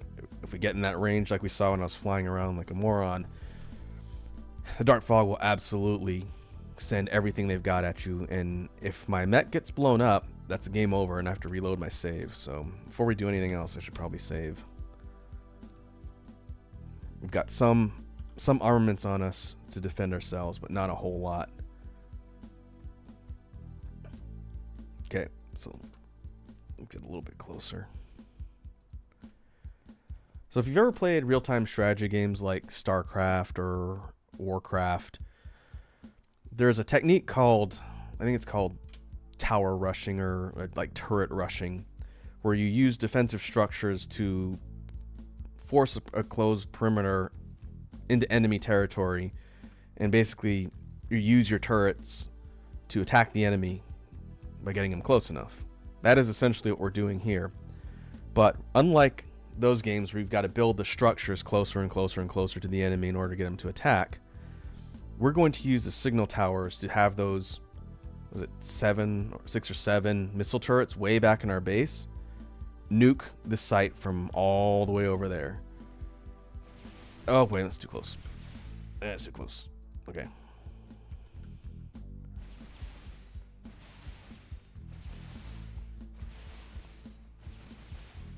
That's exactly what I did not want to happen. Let's deal with these forces. Might be able to thin out a lot of their ranks just by using my prototype drones. I just need to be careful. Okay. So that might be a little too close.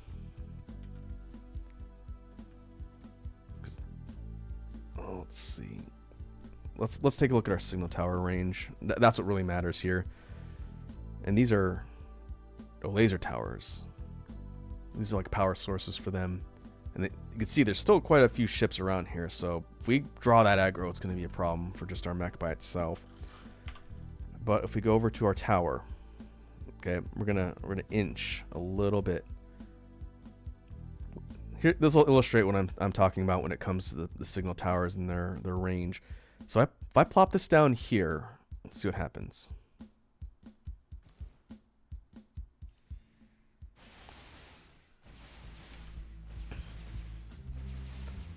So what's happening is the missile turrets back at my base see the network with this tower I just put down, and it sees enemies within range, and so they will start shooting from across the planet. And you'll see the incoming volleys of missiles as they fire in bursts, and they will just start absolutely nuking out everything that comes within range of this tower. And we can kind of help out a little. I just need to be mindful. We want to shred their forces, and then we're going to move in to actually take out the buildings. So thanks to the signal tower network, we basically have constant cover fire from our missile turret field. And if I built double that, we'd have twice as many volleys coming in, just shredding all the incoming dark fog forces.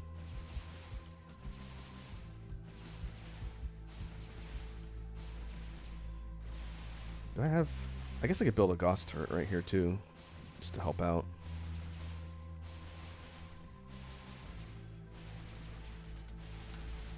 Not really necessary, but just additional firepower since I happen to have bullets on hand. Likewise, if I wanted to put down a couple missile turrets and just manually fill them, I could, but the reality is they're coming from all the way back in our base. It just takes a second for them to show up and start shooting.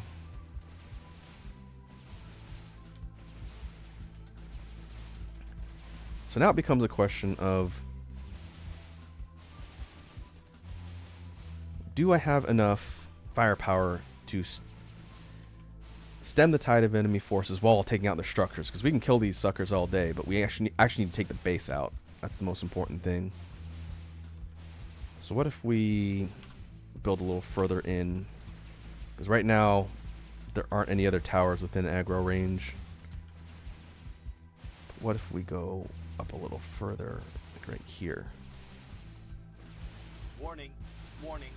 You're about to intrude dark fog control range. They're highly likely to launch an attack. Press Z to enter the combat interface. It assists. Yeah, okay, so this pushes us a little bit further into their base. And now our missile turrets are targeting the enemy units and their structures. So we've kind of pushed the targeting further in. Maybe we can do this.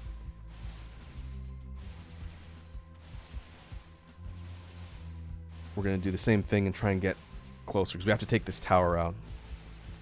Oh, might be... No, it's within range. Okay. We're just going to have to probably go and push further to take all the power towers in the rest of the base out as well.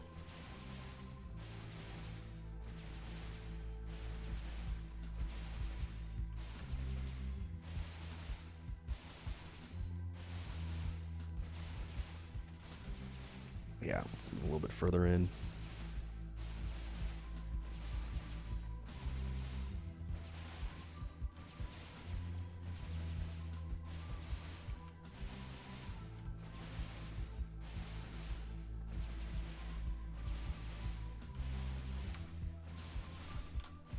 Drop you down here.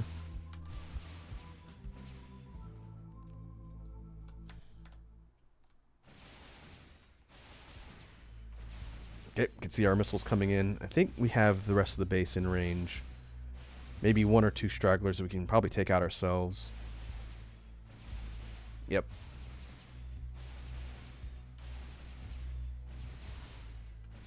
That one's gone.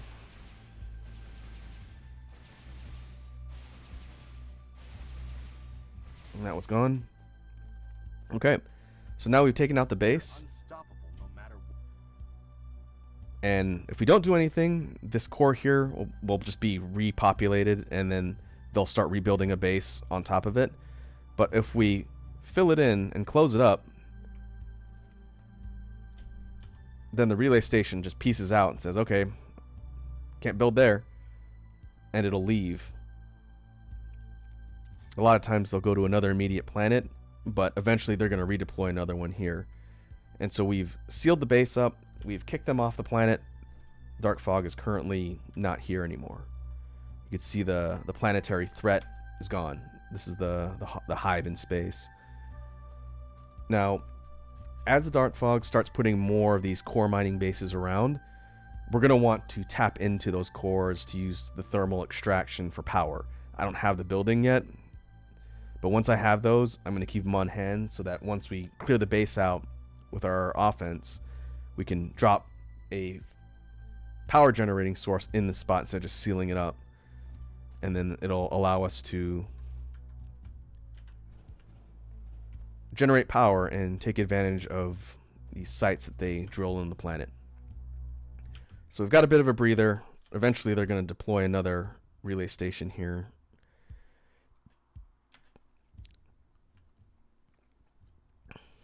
But that was a somewhat sloppy but still effective demonstration of how to use missile launchers in conjunction with the signal towers to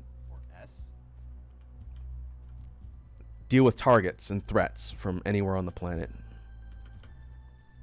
And so systematically we're going to want to build up the field of missile turrets. Right now we've got 8 of them. But if we had a field of 20, you can imagine a massive volley of missiles flying from across the planet, absolutely wrecking the dark fog forces. And that works on defense too, which is why I was putting the towers all around the base. So when they eventually come back and start attacking me again, as long as we have a signal tower covering that section of the base, then these missile turrets here will see that threat and they'll start firing and they will shred whatever's coming in. And we could take off small mode before I forget.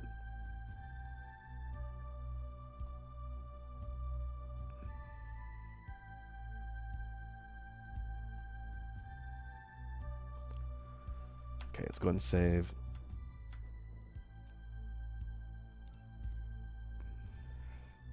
And this does give us a good breather to start dealing with our power situation. So let's see if solar paneling will give us a bit of a boost. How many we got? Okay, it's a decent amount.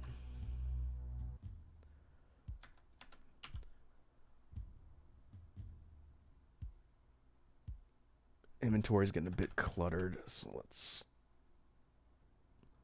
see if we can dump some stuff into our supplies here.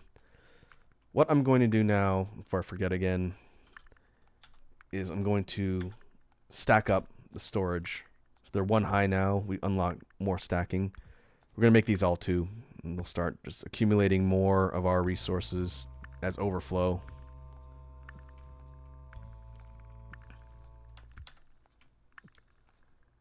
Let's see.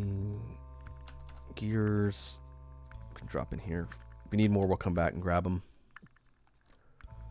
Stone brick. Copper.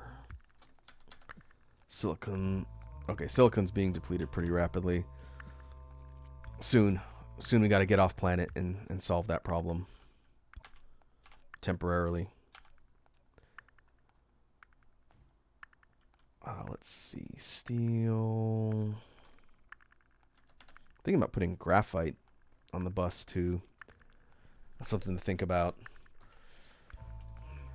Long-term problem. I don't know. We pigeonholed ourselves into kind of a tough spot with the way this bus is set up. We don't have room to expand north. Ideally, and I talked about this last time and kind of just is what it is. Ideally, we would have wanted to start the bus down here somewhere in the middle where the geographical lines don't converge or diverge anymore. And then we could have gone all the way around the planet with like a 20 plus line bus, and we could have expanded upwards as much as we need. But I didn't do that. So unless I want to remake the whole thing, which I could do, and just move the entire site down here, I'd have to move every single structure that's currently crafting stuff, and that's a big pain. I don't really want to do that. But that's okay.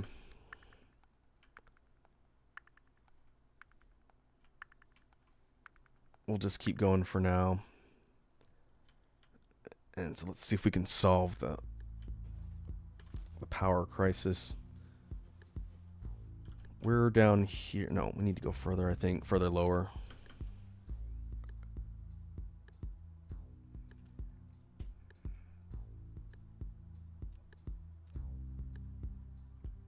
Let's build them along here. This will be a bit of a learning experience because I don't really know too much about solar panels. I've used them before, but that kind of stopped in one of my old files. So we're going to run these all the way along the planet, and we're going to run them up to the grid so they're actually getting power drawn.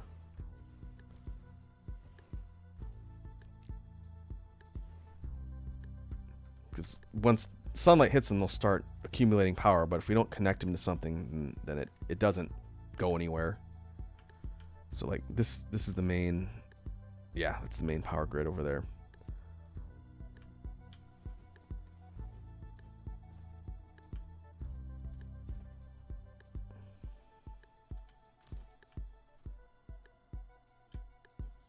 Okay.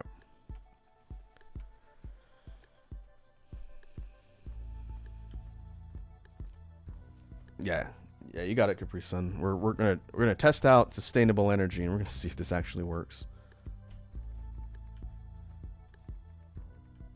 So what I'm doing is I'm creating land bridges across the water. We're gonna be cutting through a lot of water, and trying to create as uninterrupted of a line of solar panels as possible. And we're going to see if it helps.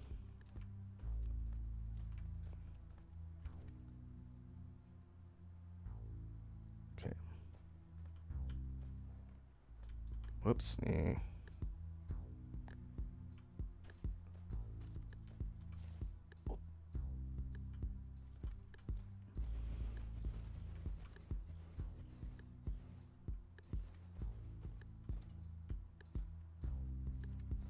Again, the idea of putting these all the way along the horizontal boundaries of the planet is so as the planet rotates, there's always a section that is connected and in the light, thus generating energy for our network. Come on. Oh. Hitting water.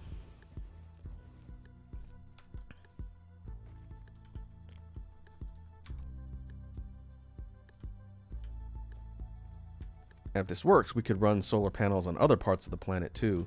Maybe have one near the pole, the top if we have room. I don't think we're going to have room. So now we're in the section that's not being illuminated. Whoop.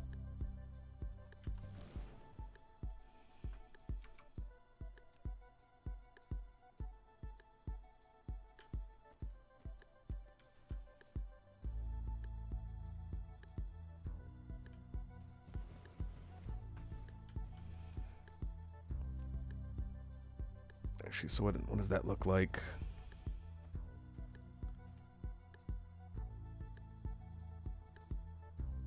Huh?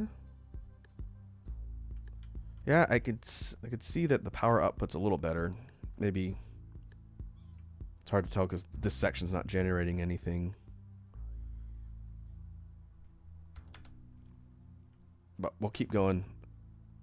I think, oh, another part of the problem is this major section of the planet's going in the dark, so I think a big chunk of the panels I put up aren't working right now. We need to keep moving. Basically lap our way all the way around the planet.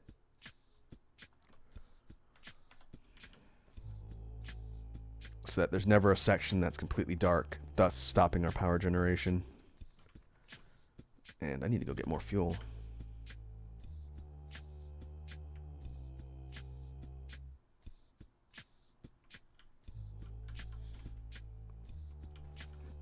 Let's see, they come back yet? Nope, not yet.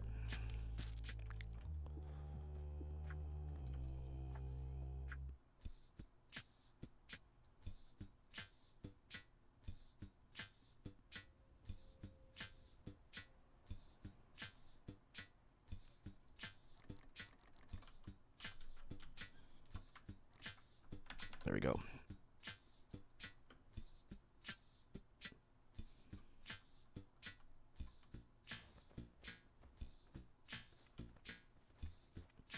Yeah, when these turn red, they're basically dormant, and they're waiting for sunlight to return.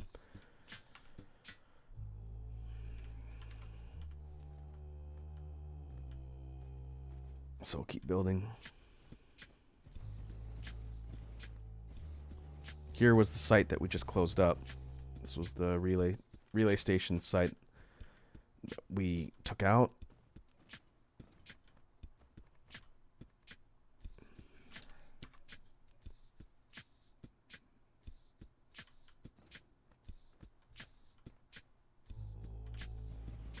And we're back towards a portion of the planet that is lit up.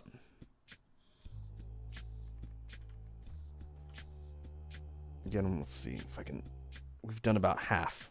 A little less than half. I might have to go grab more panels. But now we're getting the section that is lit up.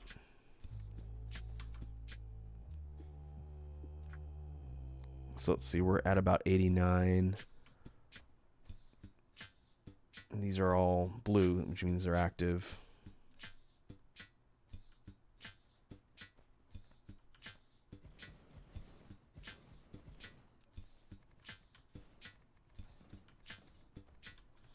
It's going to burn quite a few of my solar or soil piles. That's okay.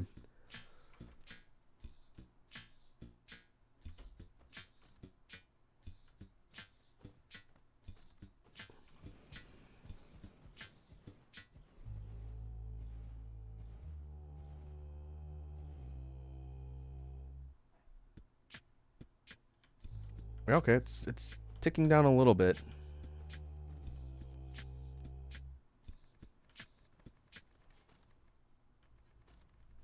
I'm just plowing right through the ocean. This is all space that's not being utilized, so I think that'll work well for what we're doing here.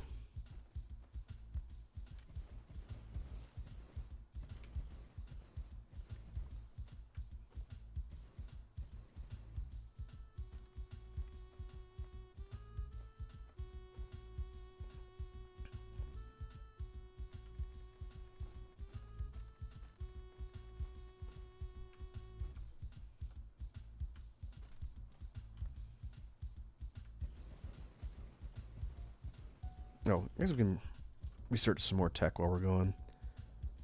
Let's get geothermal extraction. That's what I mentioned. We're going to need to be able to close up the dark fog sites eventually.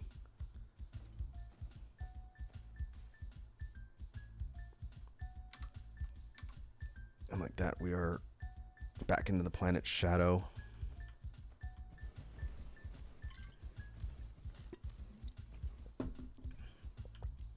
But we're pretty close to closing the loop. And another third.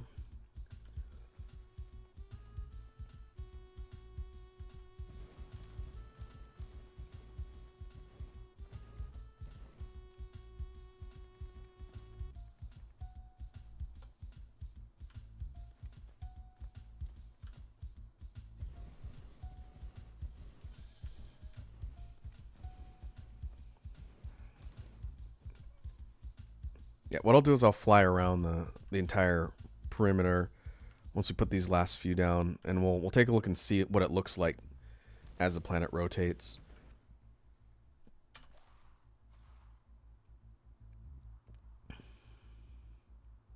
So it looks like half. Maybe I'm eyeballing that a little wrong, but it looks like half of the solar panel network at any given point should be generating power.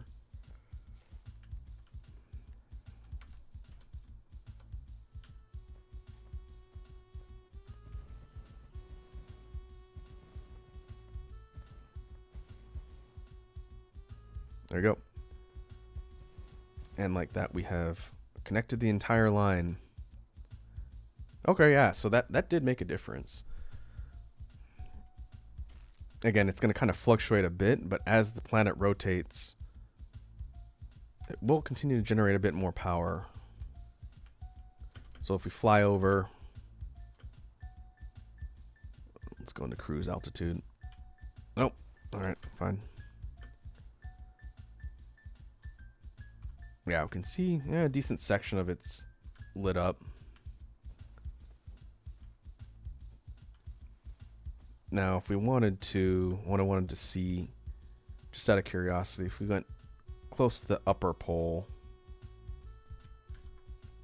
I saw a couple builds that people have done where they've got, I don't know if this is the south or the north, but near each pole, they're running bands of these solar panels around the upper part and lower part just to continuously supply power. But our issue here,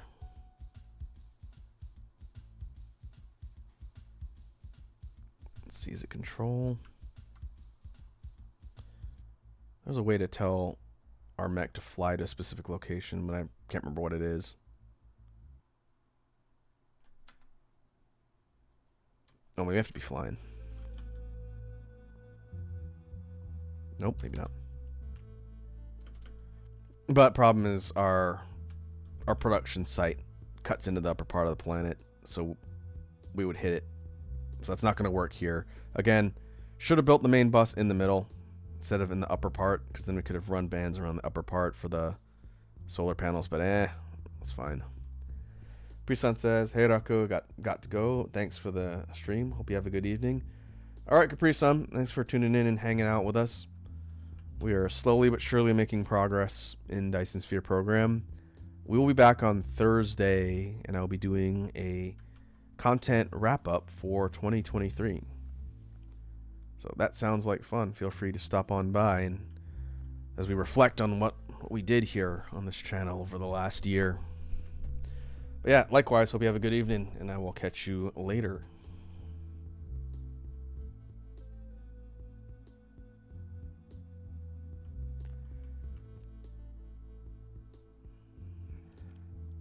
Another thing we could do, this is actually something I thought about while I was flying around. We could do a double up the solar panels as well.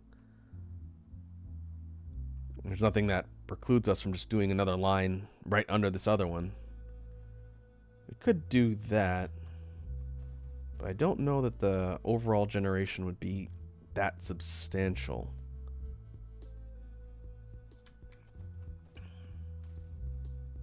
Cost us a lot of soil piles too.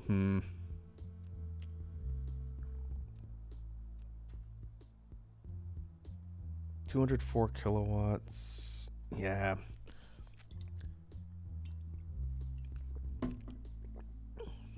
It's tempting.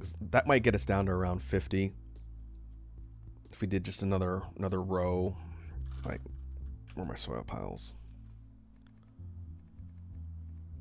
If we did something like this and we just put them underneath. Now that wouldn't take me too long to do. Since I created all these land bridges, I might just have to widen them a bit, but I could probably fit another row.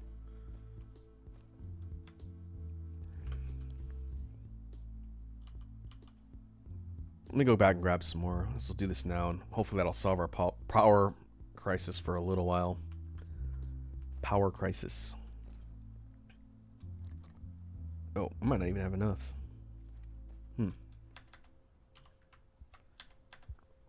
Let's try it. We're going to run another row of solar panels right under the last one we did. Just get as many as we can around the planet. Then we'll see if that makes a difference.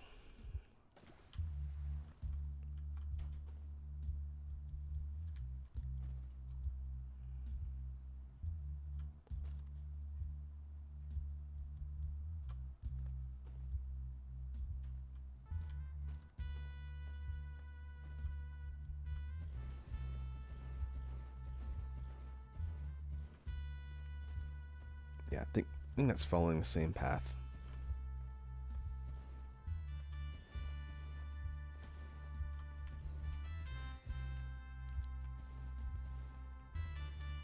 How many we have? 122? Yeah, that's not enough for the whole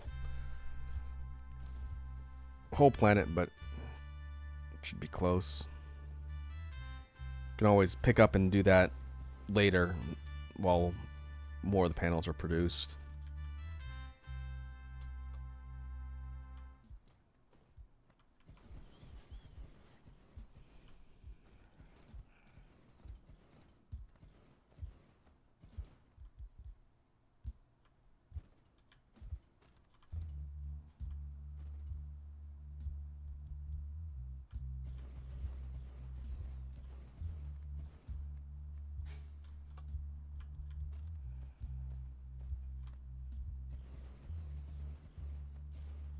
Let's see, how many we got now? 81.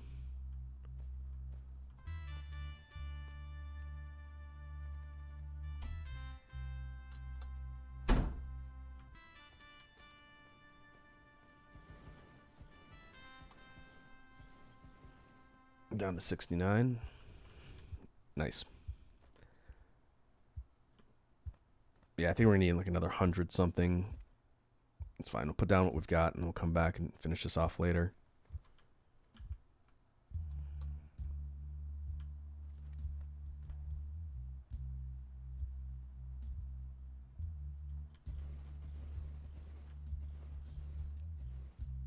Oh wow, that actually made a pretty big dent in the generation.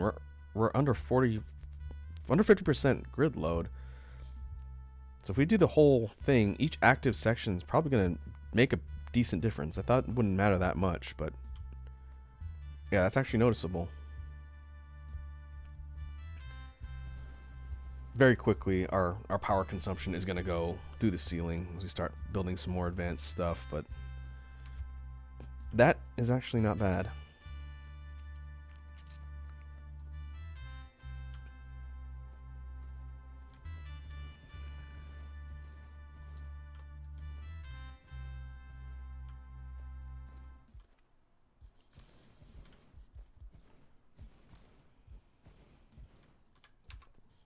Okay, 26 left.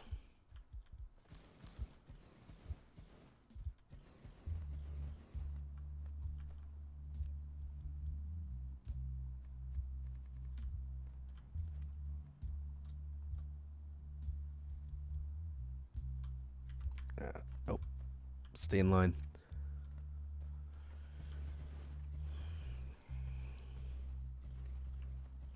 I think what some builders use, I think this is what Nilaus did. I didn't actually see him do it, but you can create a blueprint for these entire rings of panels.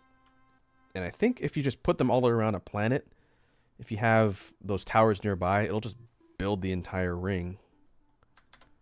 That's also something to consider. Oh, we're pretty close. We almost completed the entire loop here. Here's where we started. Okay. Well, that got us a pretty good chunk of power. I think that is functional.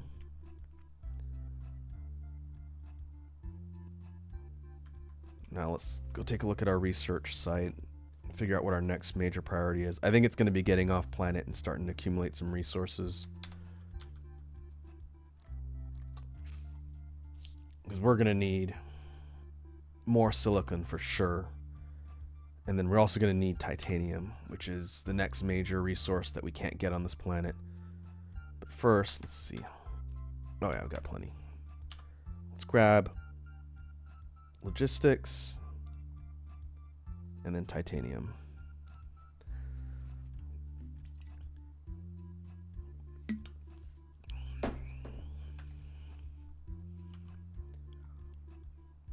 Now, where is thermal?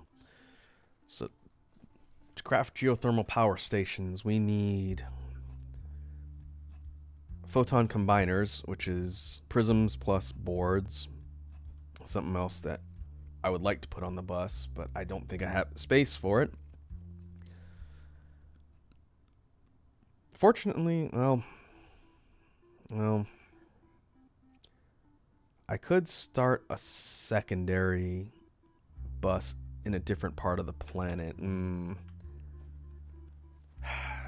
That might be our only shot of centralizing some more things we need. I'll have to think about that. If you look at the build and the grid lines, I think we could do it from right around here, and then maybe do like 12 of them, go all the way across the planet. I don't know. That we might be in a bit of a corner here, but we'll figure that out later. But we need those, and then the super magnetic rings. This is also a really key component that we'll need to craft. To Capri Sun's point, when they were asking earlier, the turbines are a key ingredient here, along with magnetic rings and graphite. These things are used in a whole bunch of parts. They're really important. But we can probably use drones to get what we need there. In fact, probably the best thing we can do is start transitioning to drones, which are being researched right now, in order to traffic parts around the base here as we need them.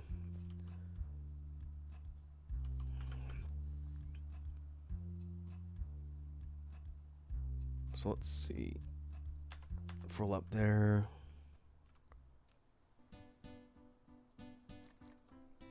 I want to start offloading some stuff that I don't readily need, because we're going to go to another planet very shortly.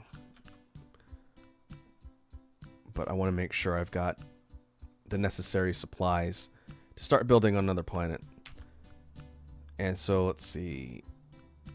Oh, they're already building on this one? Oh, you bums. What's here? Titanium, silicon, coal, stone. Okay. Well, looks like we're gonna go fight. Oh, one relay station? That's not bad. Okay. So we got to start preparing to go take another planet. And in order to do that, I want to build some geothermal stations from my inventory, and we're going to use them to close up the base over there when we go and attack. And we'll do it similarly to how we cleared them off of this planet. Again, they haven't come back yet, have they? No. Okay. So where is my glass? Where's all the prisms coming from?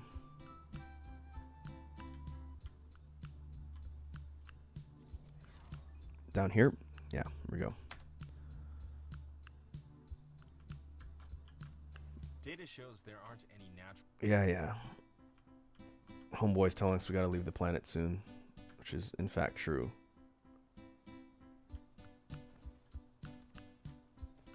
Okay, let's grab these from here.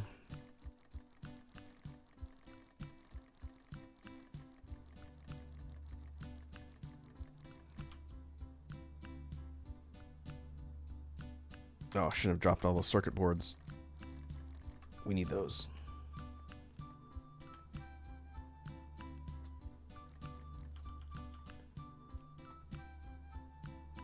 Hey, we're getting a lot.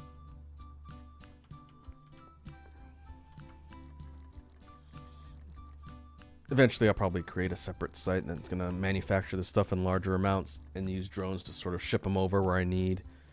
Right now, we're sort of just working around our base, which is fine. But that's not going to cut it later.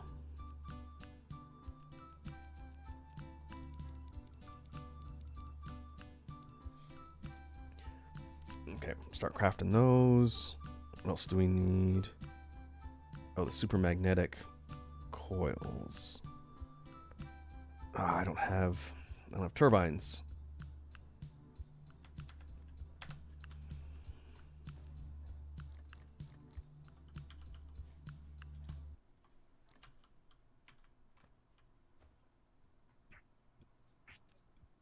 Need more engines first. Whoops.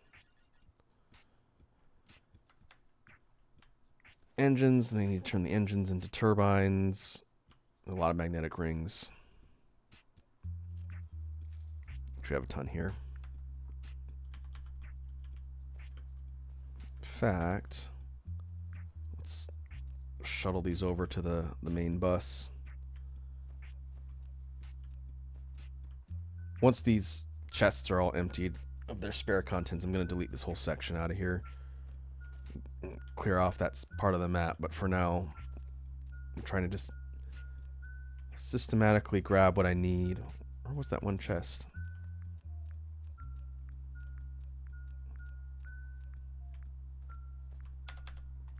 Am I hallucinating?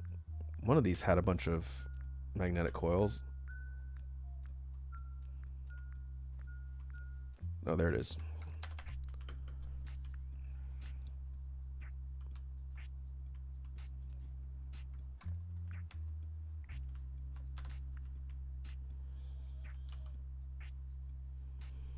Okay, we need gears. I'm gonna do a quick sidebar here to craft a bunch of motors and turbines and then coils. I'm gonna do it all by hand, which is not ideal, but we'll have to do for now.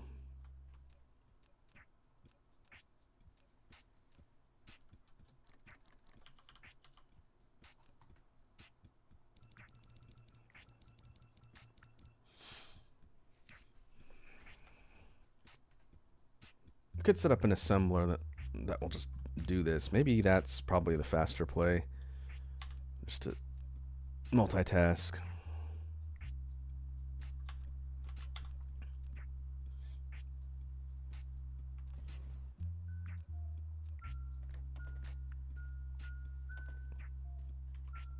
Let's put gears, ingots, coils.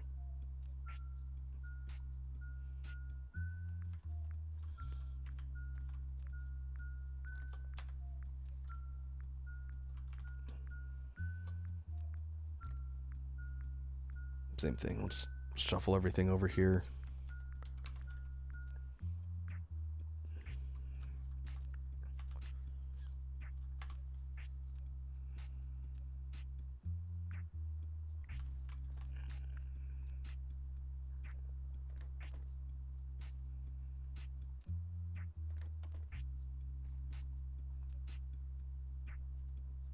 Okay, we'll do that for now. Have that creating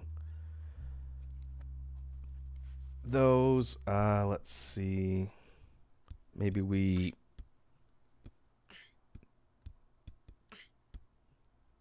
can have another one doing that same thing, but with the combiners.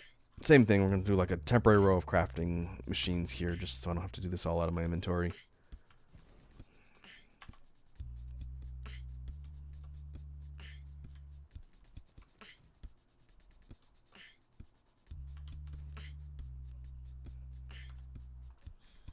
And this one's going to be prisms, boards.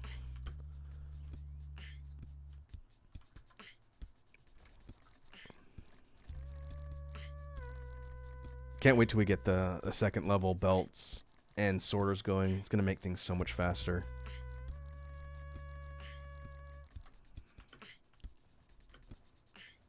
Oh, I guess I forgot that the planetary threat thing is going to say when they drop down planet side to start attacking. There'll be the planetary threat bar will reappear as it was there before.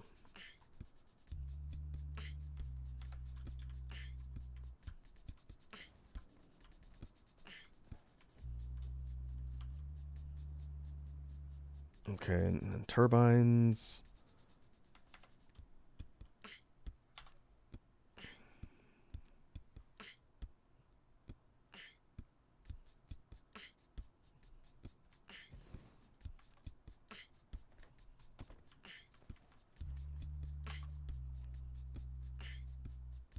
And for this one, we need more coils. So many coils.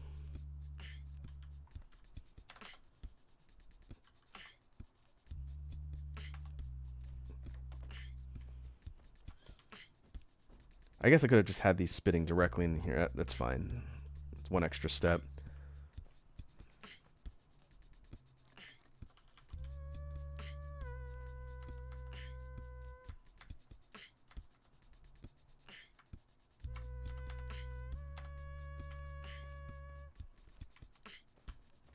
any more stray coils? Need to go dump all that science over on the research site as well. Remember to do that eventually.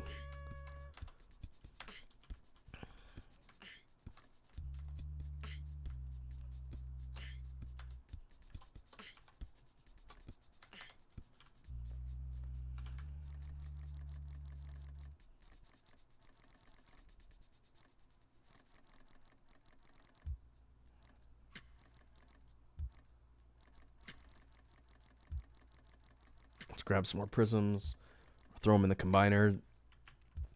And then I'm gonna have to do this for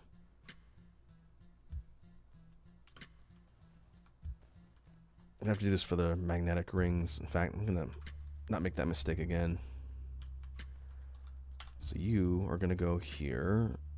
These are gonna feed directly in here when they're done. And then up here, I'm gonna have to go grab the raw materials for this.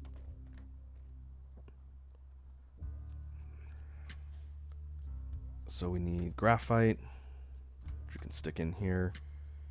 And we need magnetic rings, which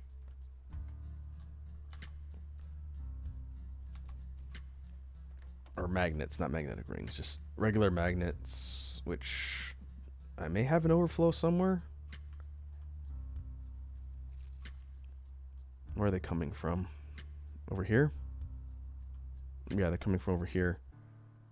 Oh. Up here. Yeah. That site's not doing a whole lot, so we can grab the extra from there. And then I'll be fine. I'm going to drop that in the chests down here at our temporary building site. And grab some more graphite from the research site down here. Again, I know I'm zipping back and forth a lot, but there is a method to the madness.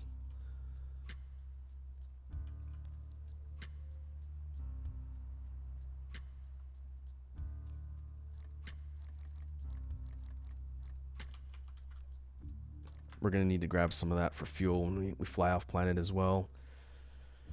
What I'd like to do is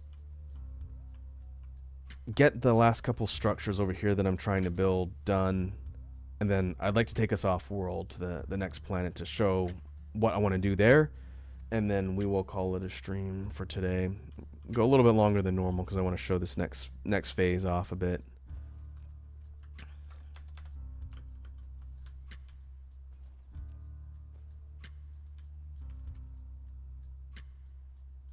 Oh, it's not powered.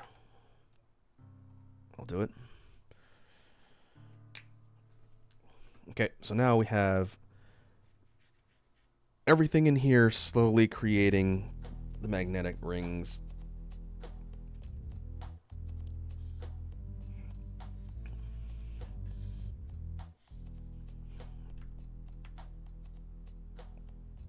Which is good. Ultimately, we're going to have production lines for the turbines, production lines for this. All of these components, engines or motors, everything is going to need to be accessible.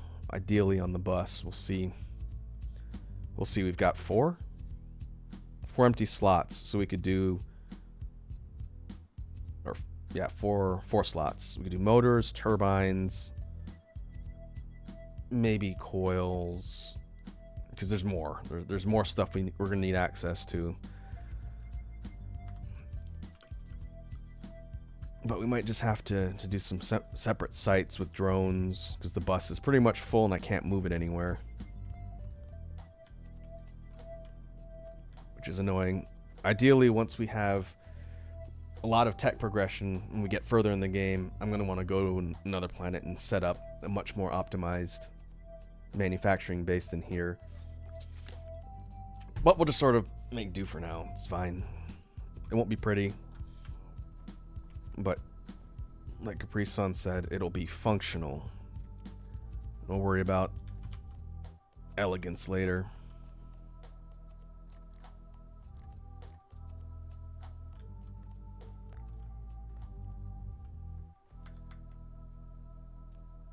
Okay, let's grab these.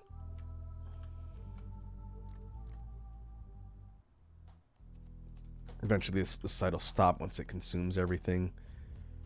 But we just need enough to create some structures. Okay, we can create a handful of these. That'll work. We just need steel and copper.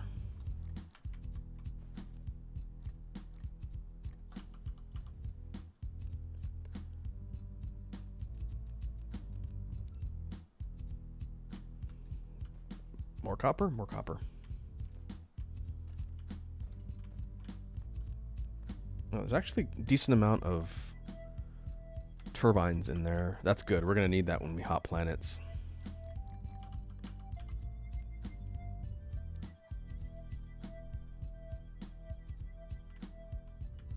Steel. Okay. That's probably good for now. We don't need a ton of the thermal devices, but we need a few. All right. That's good. We're going to throw this in here. Turbines don't readily need. Should we put them in here for now? I'm going to offload everything else that's just extra and spare. I'm trying to make a bunch of room in my inventory, and we're going to gear up and get ready to fly off world. So let's see. We can drop you in here. We need a lot of belts. We've got some turrets. We're going to need missiles more than anything else, so we'll leave the Gauss turrets in here. We're going to need power poles, wind turbines for passive power generation. We'll need a bunch of sorters, splitters, crates.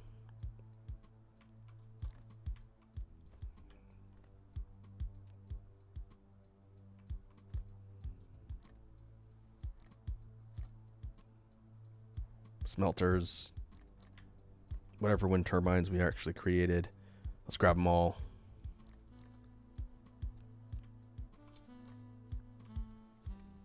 Mining machines. You don't have a lot of those, okay?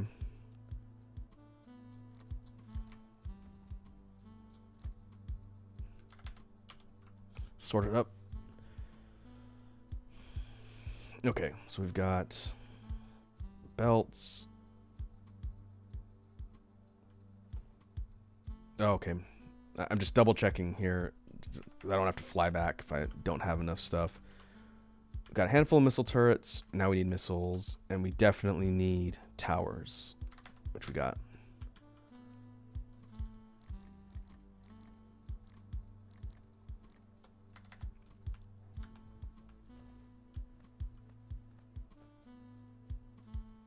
Okay. Now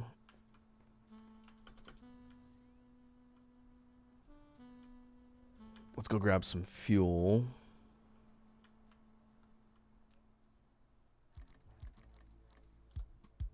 We'll max out on fuel. And are there any other immediate upgrades that are going to help?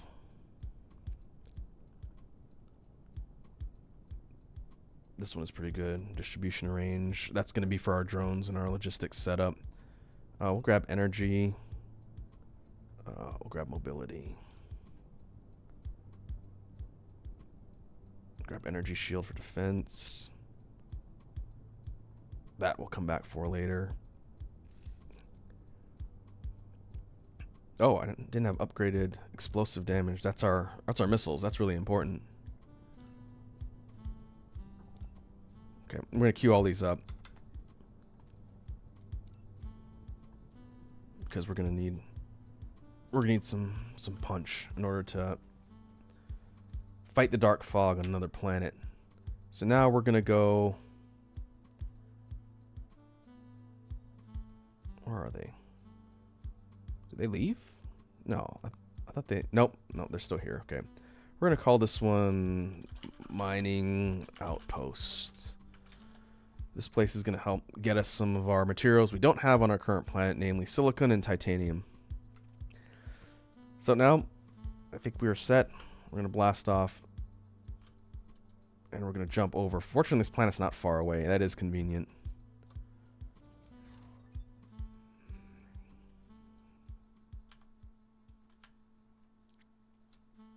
So once we leave the planet and go into space, we can... Oh, we're here. We're already here. I was going to say we can turn up our boosters to close the gap faster, but we actually made it here pretty quickly. This is conveniently close, which is good. So we need to establish a starting base. And let's see, what's the terrain look like? Am I going to get soil piles for doing this? Yeah, alright. Let's look for a place where we can level a bunch of terrain and allow us to get more soil piles, because I'm going to need them.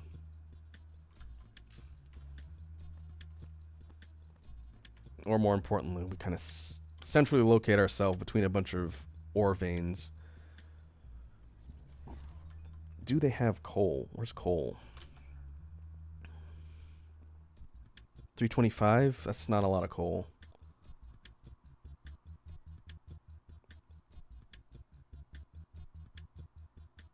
I guess we can go over here. I'd like to be near silicon and titanium. And it's not look like it. Near the coal.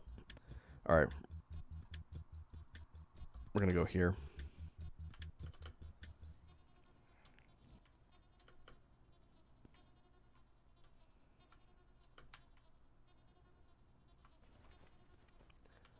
That's probably good enough. We're going to use the coal for fuel. And now we're going to set up an entire field of wind turbines. This is going to be our starting power. Oh, 110% strength. Okay. Winds are strong on this planet. So we might not actually need to worry about the coal for now. Let's just do a big field of these.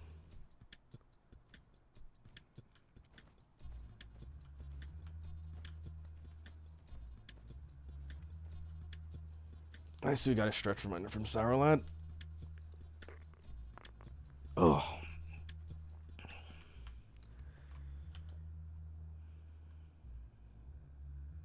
Okay. They are all the way over there.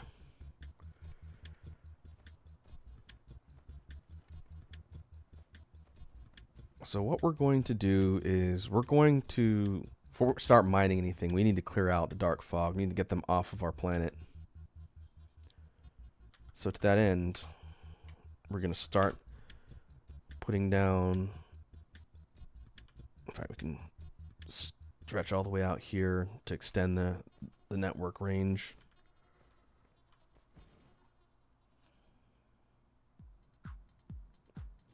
Oh, wow, that... Oh, maybe it's kicking up the consumption because it's repowering my mech. I think that's why.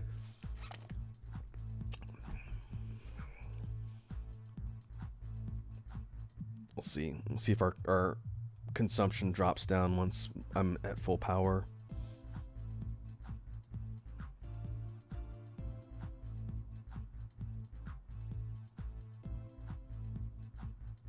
Yep. Okay. That's why. That's also good to know. What we can do just to give us a buffer, we'll just create more lines of wind turbines. I've got a billion of these. That's why I brought them.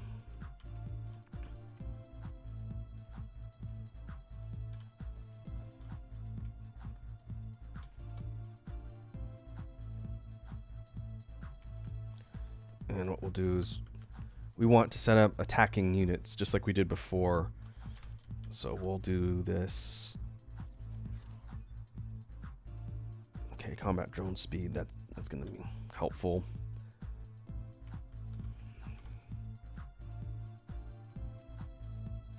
We'll throw missiles in here. We've got some on hand along with our attack drones.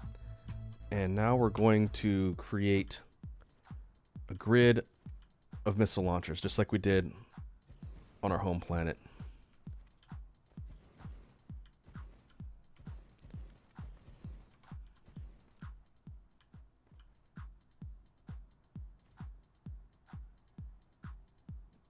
And we run power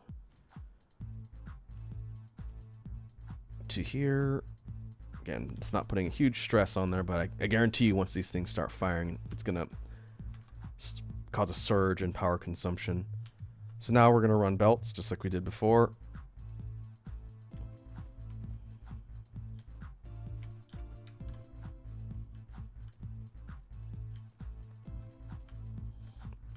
We want to supply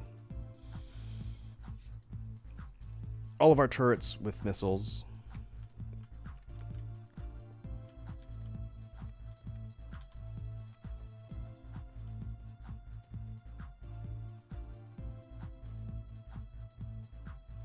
I'll go ahead and save too. Don't have a lot of aggression here because our base is just starting out. It's very small, but they will notice us if we continue building. Okay, grid looks okay for now. Just like before, what I'm going to do is start taking Tesla towers or power poles, and I'm going to start beelining it towards the fringes of the enemy base. And just like before, we're going to get within range, drop a signal tower, and we're going to nuke these suckers off the face of the earth. It should be more impressive because I built more of the missile turrets this time.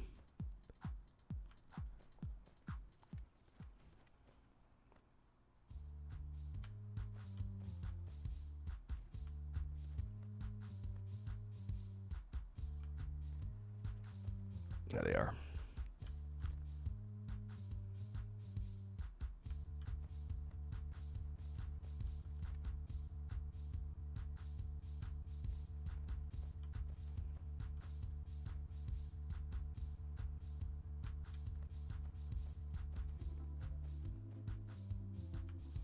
Okay, I'll be a little bit careful not to get super close to their aggro range. Otherwise, I'm going to pull them over to me again. I don't want to do that.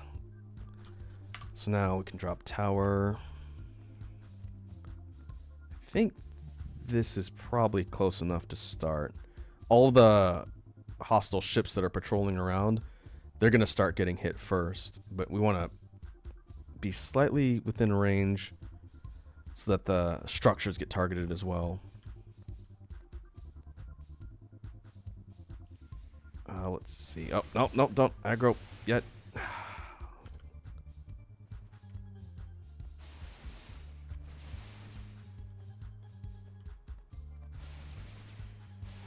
That's not good. I forgot to check to make sure there was a signal tower covering the missile turrets in the base. I don't think I did that. So, looks like we're going to have to do this by hand. Let's go back and double check. Notice they didn't start firing.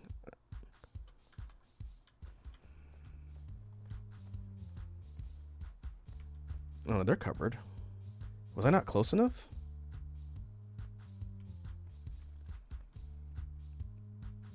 Yeah, they're covered. Huh, okay. I wonder why that happened. We didn't have any cover fire from our artillery. Only thing I can think is that we didn't have power. No, that can't be.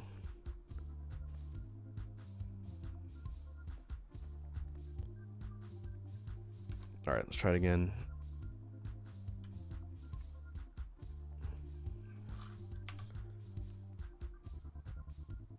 Let's try there this time.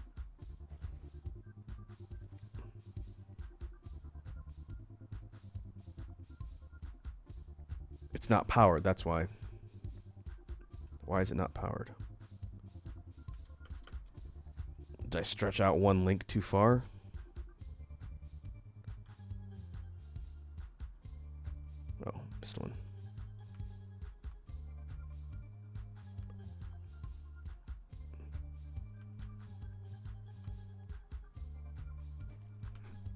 All right, let's see. I think I might have gone too far. Yeah, I think I accidentally went one unit too far, and these aren't connected. Yep, that's why. There go the missile turrets.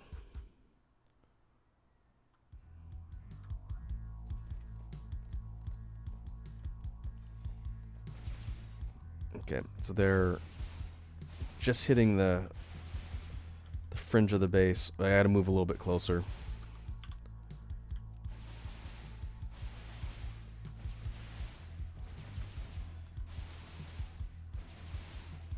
Here they come. Yeah, we can help out with our drones too. So this is a smaller base than the one we took out before. So there wasn't a lot here, fortunately. Plus the first wave I wasted.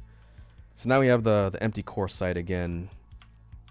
If we go over to power generation, I can actually put thermal powered plant there, and it'll do the same thing in that it'll kick the relay station off our planet. But now this thing is generating power, which is good. It's basically a free geothermal power site that can feed power back to our network. We'll connect this way.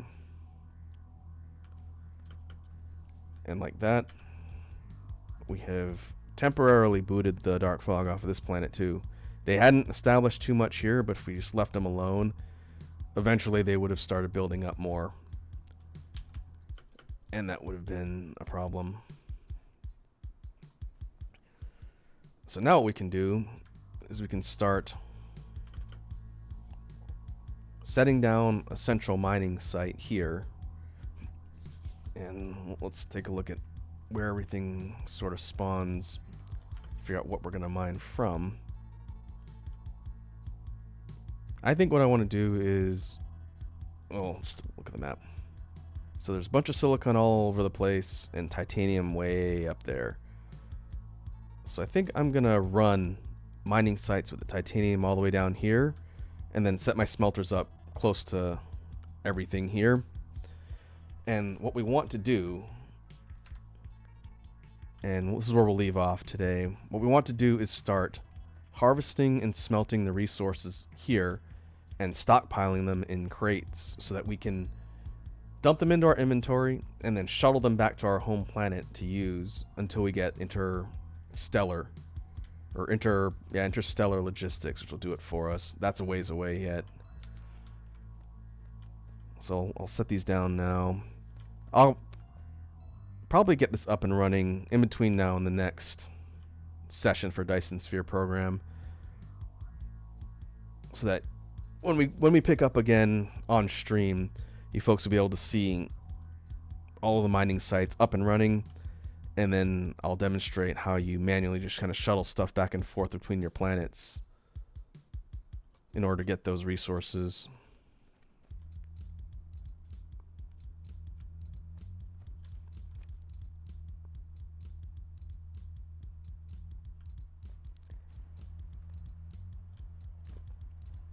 So the main difference here, to kind of tie it all together, silicon ore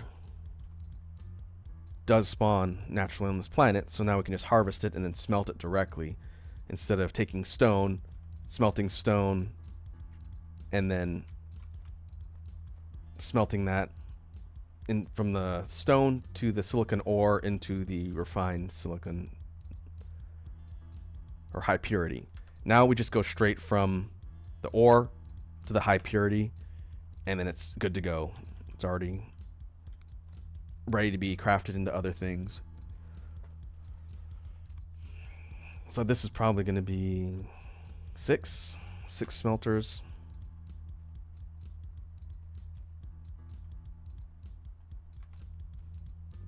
And what we're going to do, I'll work through this here, and then we'll get ready to wrap up. We'll do the same setup for titanium. We're just going to have to run it a further distance away.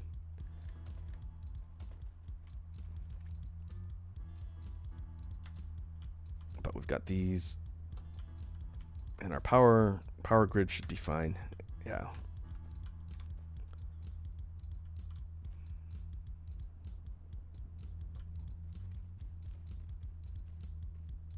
to.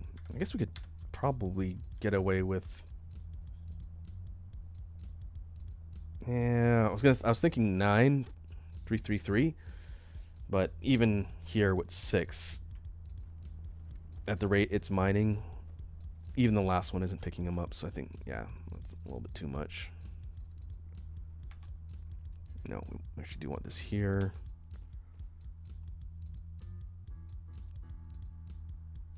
We're gonna go splitter.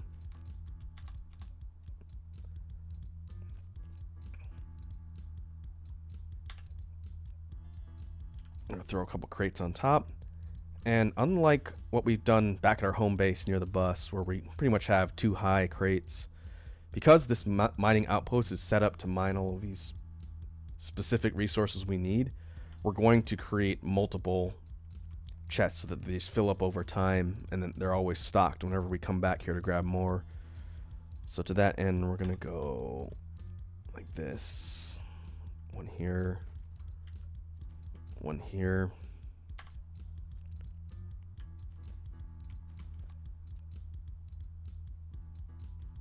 And we're going to make it so that it's going to feed all of these. And maybe I'll add more later.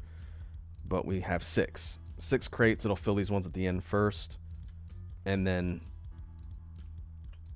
once these are full, it'll do the second column and then the first column. And the idea is, because these are just going to mine and smelt by themselves forever, we want them to always be filling up as many containers as possible so that we can just grab and go.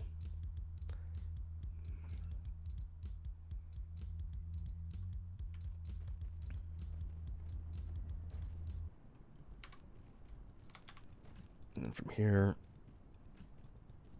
we run this belt down to input here.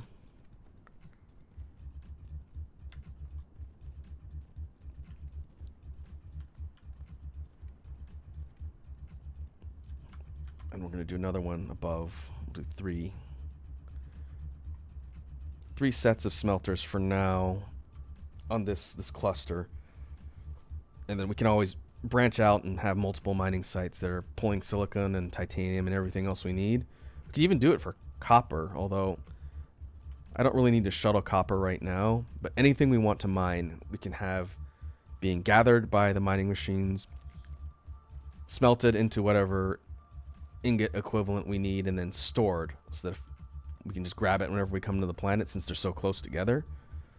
And then when we eventually have interstellar logistics, it'll be automated, and we'll have ships basically couriering all of the stuff to and from the different planets for us. And the resource management is going to become a lot more centralized. Once you get the ability to do that, the automation really kind of opens up, and I think the game gets a lot more fun. The kicker now being, in addition to doing that, you've got to manage the dark fog attacking your planetary bases and keeping an eye on what they're doing.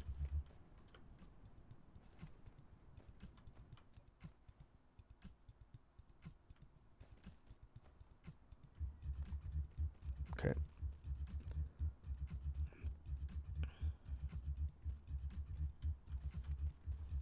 So now we've got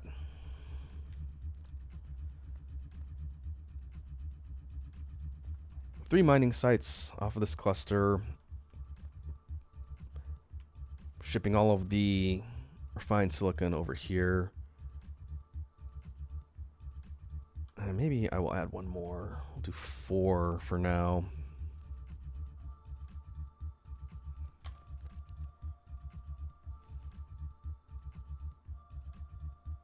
What I could even do, I forgot to craft some of these Mark II depots. These are the bigger storage crates. When I come back here, what I might do is make a bunch of these and then systematically dump out all these chests into the big ones just to make room, because they can store more. But for now, I won't worry too much about that.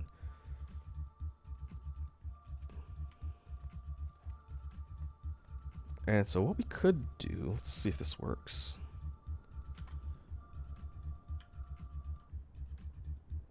We could,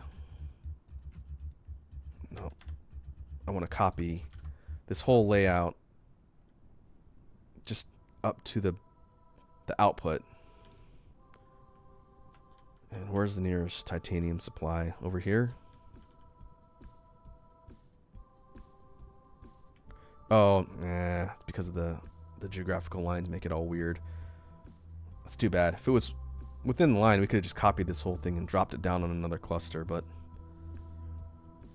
that's fine for now.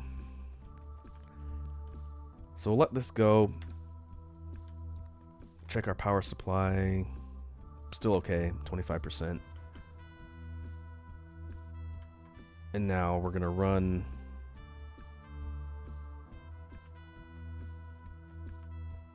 power lines up to the titanium site, and then we're going to do something similar. I'll just do this as part of the stream. It's fine. There it is. Okay.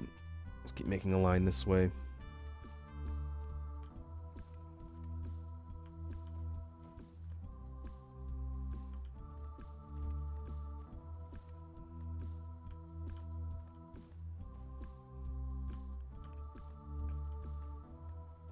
We have to run power this far up, otherwise the mining machines will not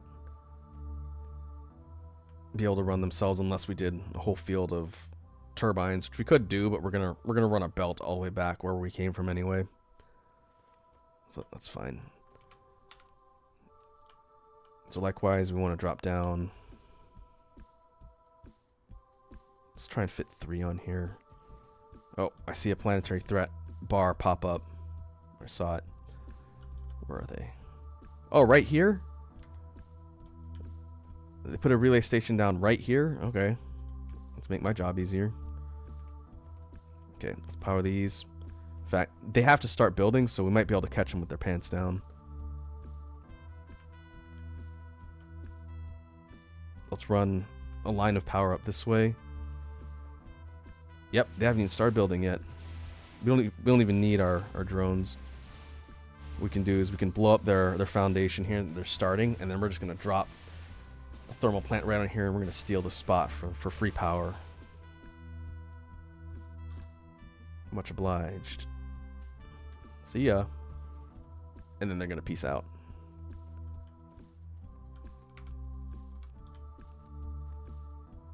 Okay, let's link this up. Now this is supplying power out here. That's fine. Again, I didn't need to run the poles now that that's done, but let's see. We'll fit 3 or 4.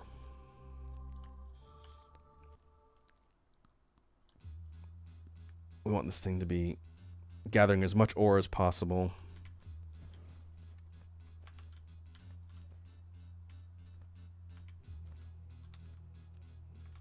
And we're going to run belts all the way down to where we were smelting everything, just having in one location.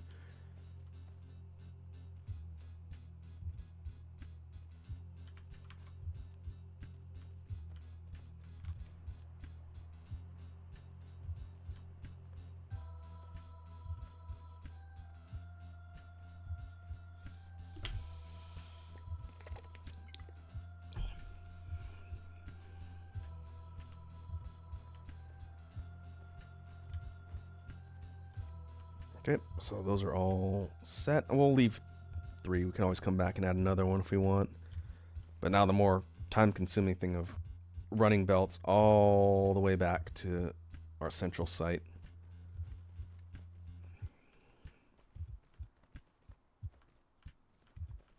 Yeah, I guess what I could do if I wanted to be real clever with it, we can put this there. It'll help me out.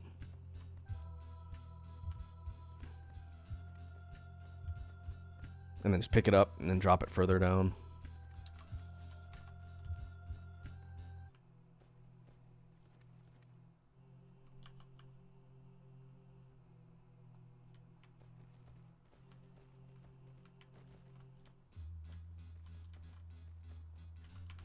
Yeah, I don't know that's necessarily efficient.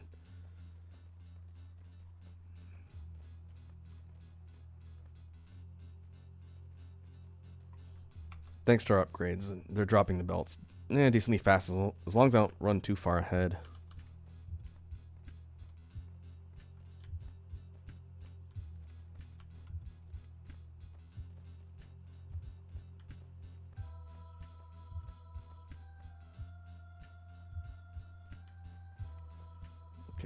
Let's re-snap it here. So we're running the titanium raw ore all the way down here.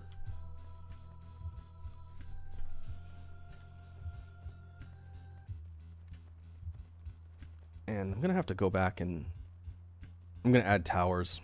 I was thinking about that. When I leave, this place needs to be guarded. Otherwise, when they eventually start settling here, if I take too long to come back and kick them off again, they're going to start attacking all these sites. And I don't want them to do that.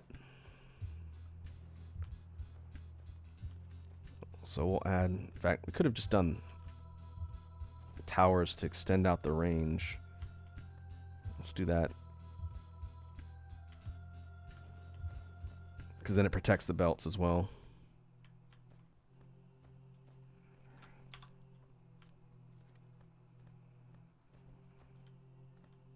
Oh, I could turn that on too.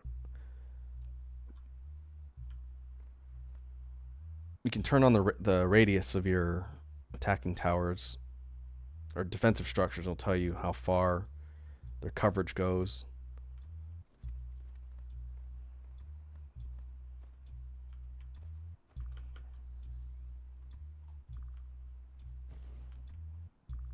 Okay, that should cover everything. I'll put one up here by the thermal generator, just in case they start attacking from that direction. So now all these different sections of the mining line out here are within the network for the signal towers. So if the dark fog comes anywhere near these and gets in range of these towers, then my missile turrets back at the main site will just light them up. And we could put another one over here.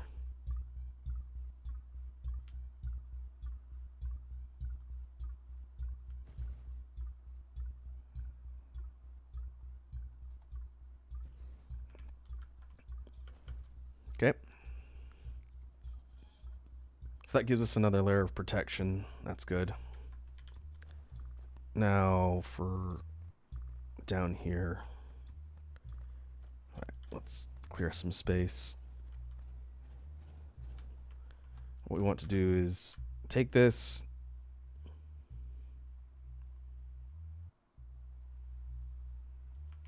and let's copy it up here.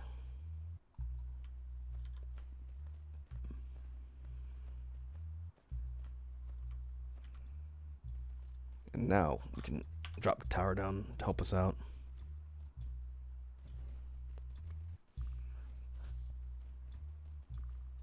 And we change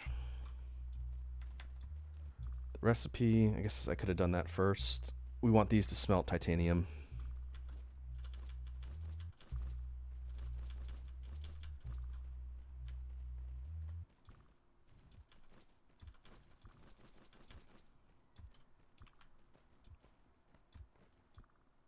And so I guess we'll find out if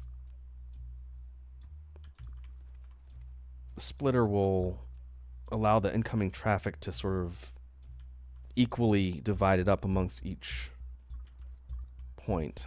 One thing I was curious about when it comes to taking a splitter and then taking input that's coming from a splitter and then outputting it. So I guess we'll see if it works.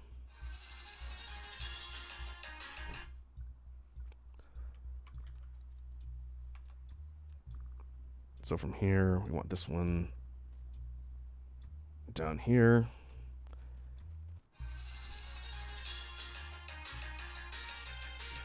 Jesus, who keeps calling me?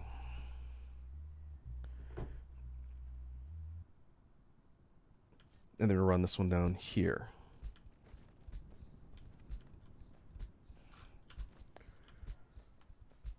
Now, just like before. Yeah, maybe. It does. Interesting. So by splitting the path. Yeah, okay. I was afraid it might do that. Okay.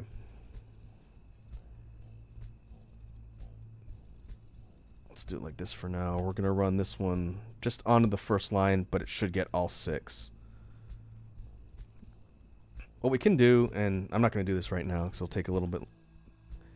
We can run lines from Well, that's where we're at. Anywhere else, well, I was going to say, anywhere else where there's titanium, we can run lines down here.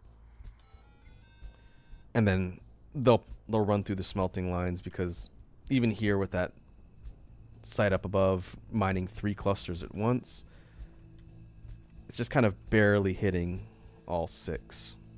But that's okay. Just to start, it'll be fine.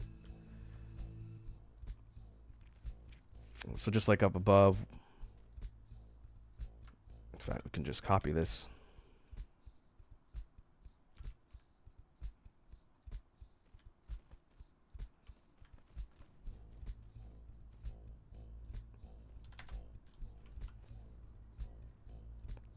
All my drones.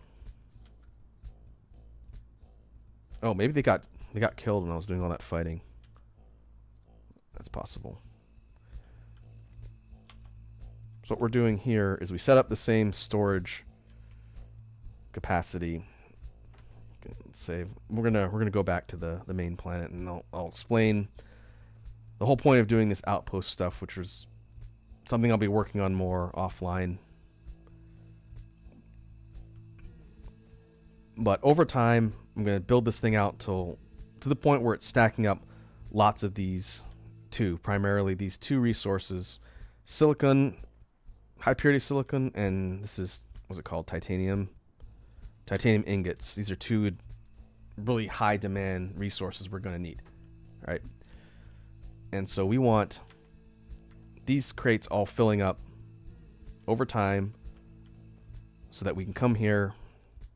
And as we hit Control, right click, it'll grab everything in the box. If we hit the first one, hold Control, hit everything in the box, we now have, let's see, a little less than 4 grand just in our inventory. We can't put it into our inventory because we don't have enough slots. And this is something I found out just from watching Nilaus's video. If we just lift off into space, and you'd be a little bit careful where I click, I think. But if we lift off and then beeline it back towards homeworld,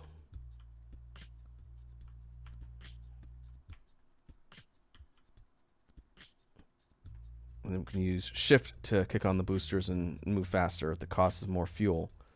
But because we're so close together, it's a real quick jump, which is very convenient. That'll help us out a lot. If we fly all the way back to homeworld, and where are we?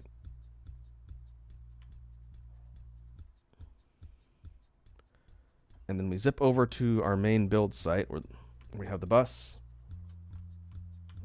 which is, start of the bus is over here.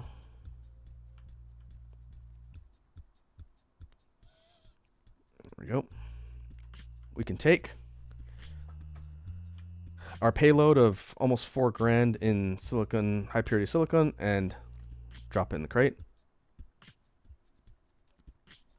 So we're at 3, yeah? 3.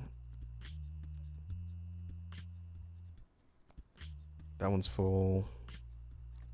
There we go. Oh no, 2. We're at 2 high, my bad. So now we've just dumped a whole boatload into our bus. And for now, it'll sustain our needs for silicon. We're going to do that for titanium, which I'll put here. It's probably going to go titanium, motors, turbines, and then something else up here. So in the meantime, while we research up the tiers of tech, we're going to use our outpost to basically traffic materials that are being refined there, namely the silicon and the titanium, and we're going to dump it into our supply here. So what I need to do, I forgot to do this, and I need to make a mental note. We need to put the crates, the Mark II crates, or actually they're down here. This is Mark I crates, my bad. We need to craft Mark II crates as well, which require steel and stone brick. So they're pretty easy to make, and we'll do that at the end. We'll just drop a new assembler here. Steel, stone, brick. We'll drop this here.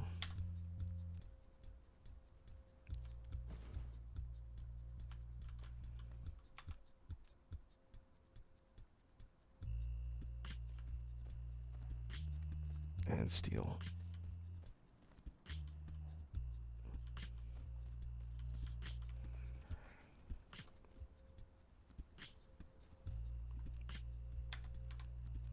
Run power.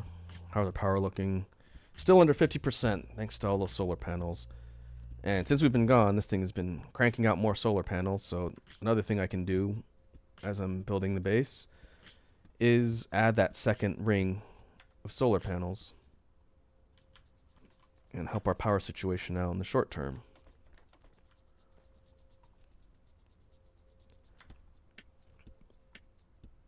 Alright, so this one should be good. Yep, so now we have this producing large crates, and what I want to do, the reason why I stopped to do this here,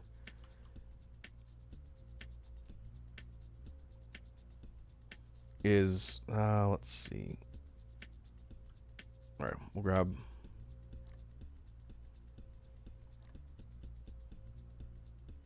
It is taking a minute. We'll grab a couple, we'll let those go.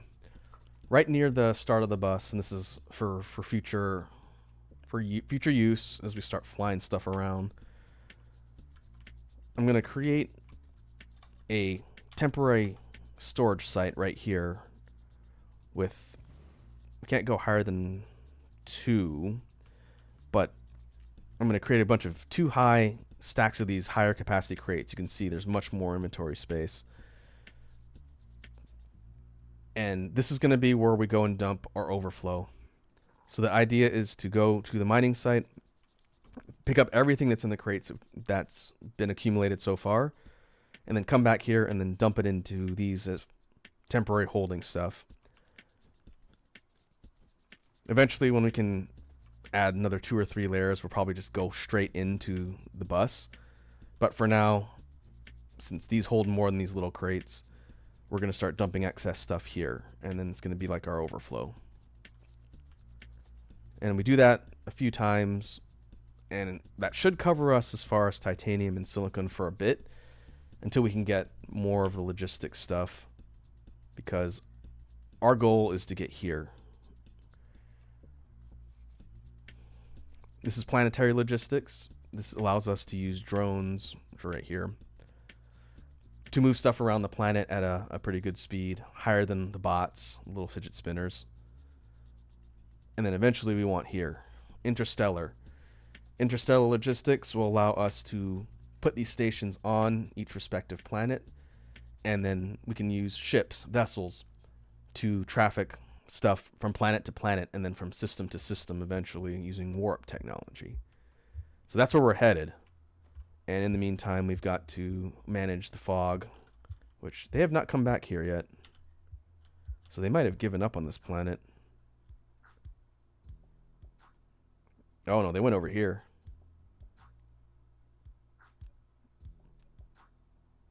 Okay, yeah, they went over here. So they've got 4 bases. So that's probably going to be one of our next targets, because that particular planet, what does it have on it? It's got silicon, titanium. It's a volcanic planet. Doesn't have anything that we can't get nearby, but we're going to want to kick them off of that planet and at least settle and claim it. And ultimately, we're going to have to fight them at their source, at the hive, and kick them out of this planetary system.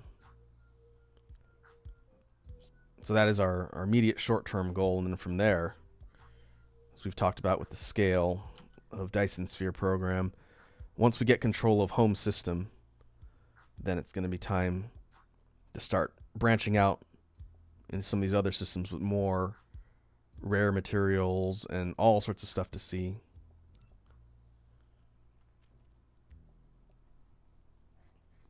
And so there's quite a bit ahead. Let's go ahead and save. We are at 13 hours. That's combined combined stream time plus offline time working on this thing. So 13 hours, and we are just barely through the early game, I would say. There's so much more that we have to research and develop, and a lot more fights that we've got to get into. But I think we will call it there. Like I said, between now and the next time I stream this, which is going to be next week sometime, I will continue to work on stuff here and get us more progress so that we're moving forward. I was going to say if I feel really ambitious, maybe I'll just move the entire manufacturing setup, but that would probably take me 2 hours. I don't really want to do that. I could move the entire bus into the middle of the planet and then just move everything around. I don't really want to do that. We're really close to getting planetary logistics, which will help a lot.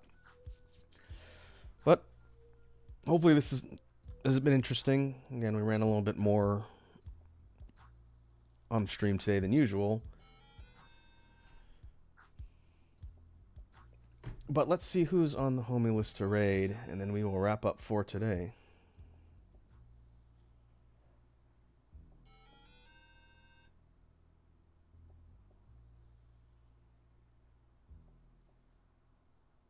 Oh, I see Aaron Dwight is online. They are playing Call of Cthulhu.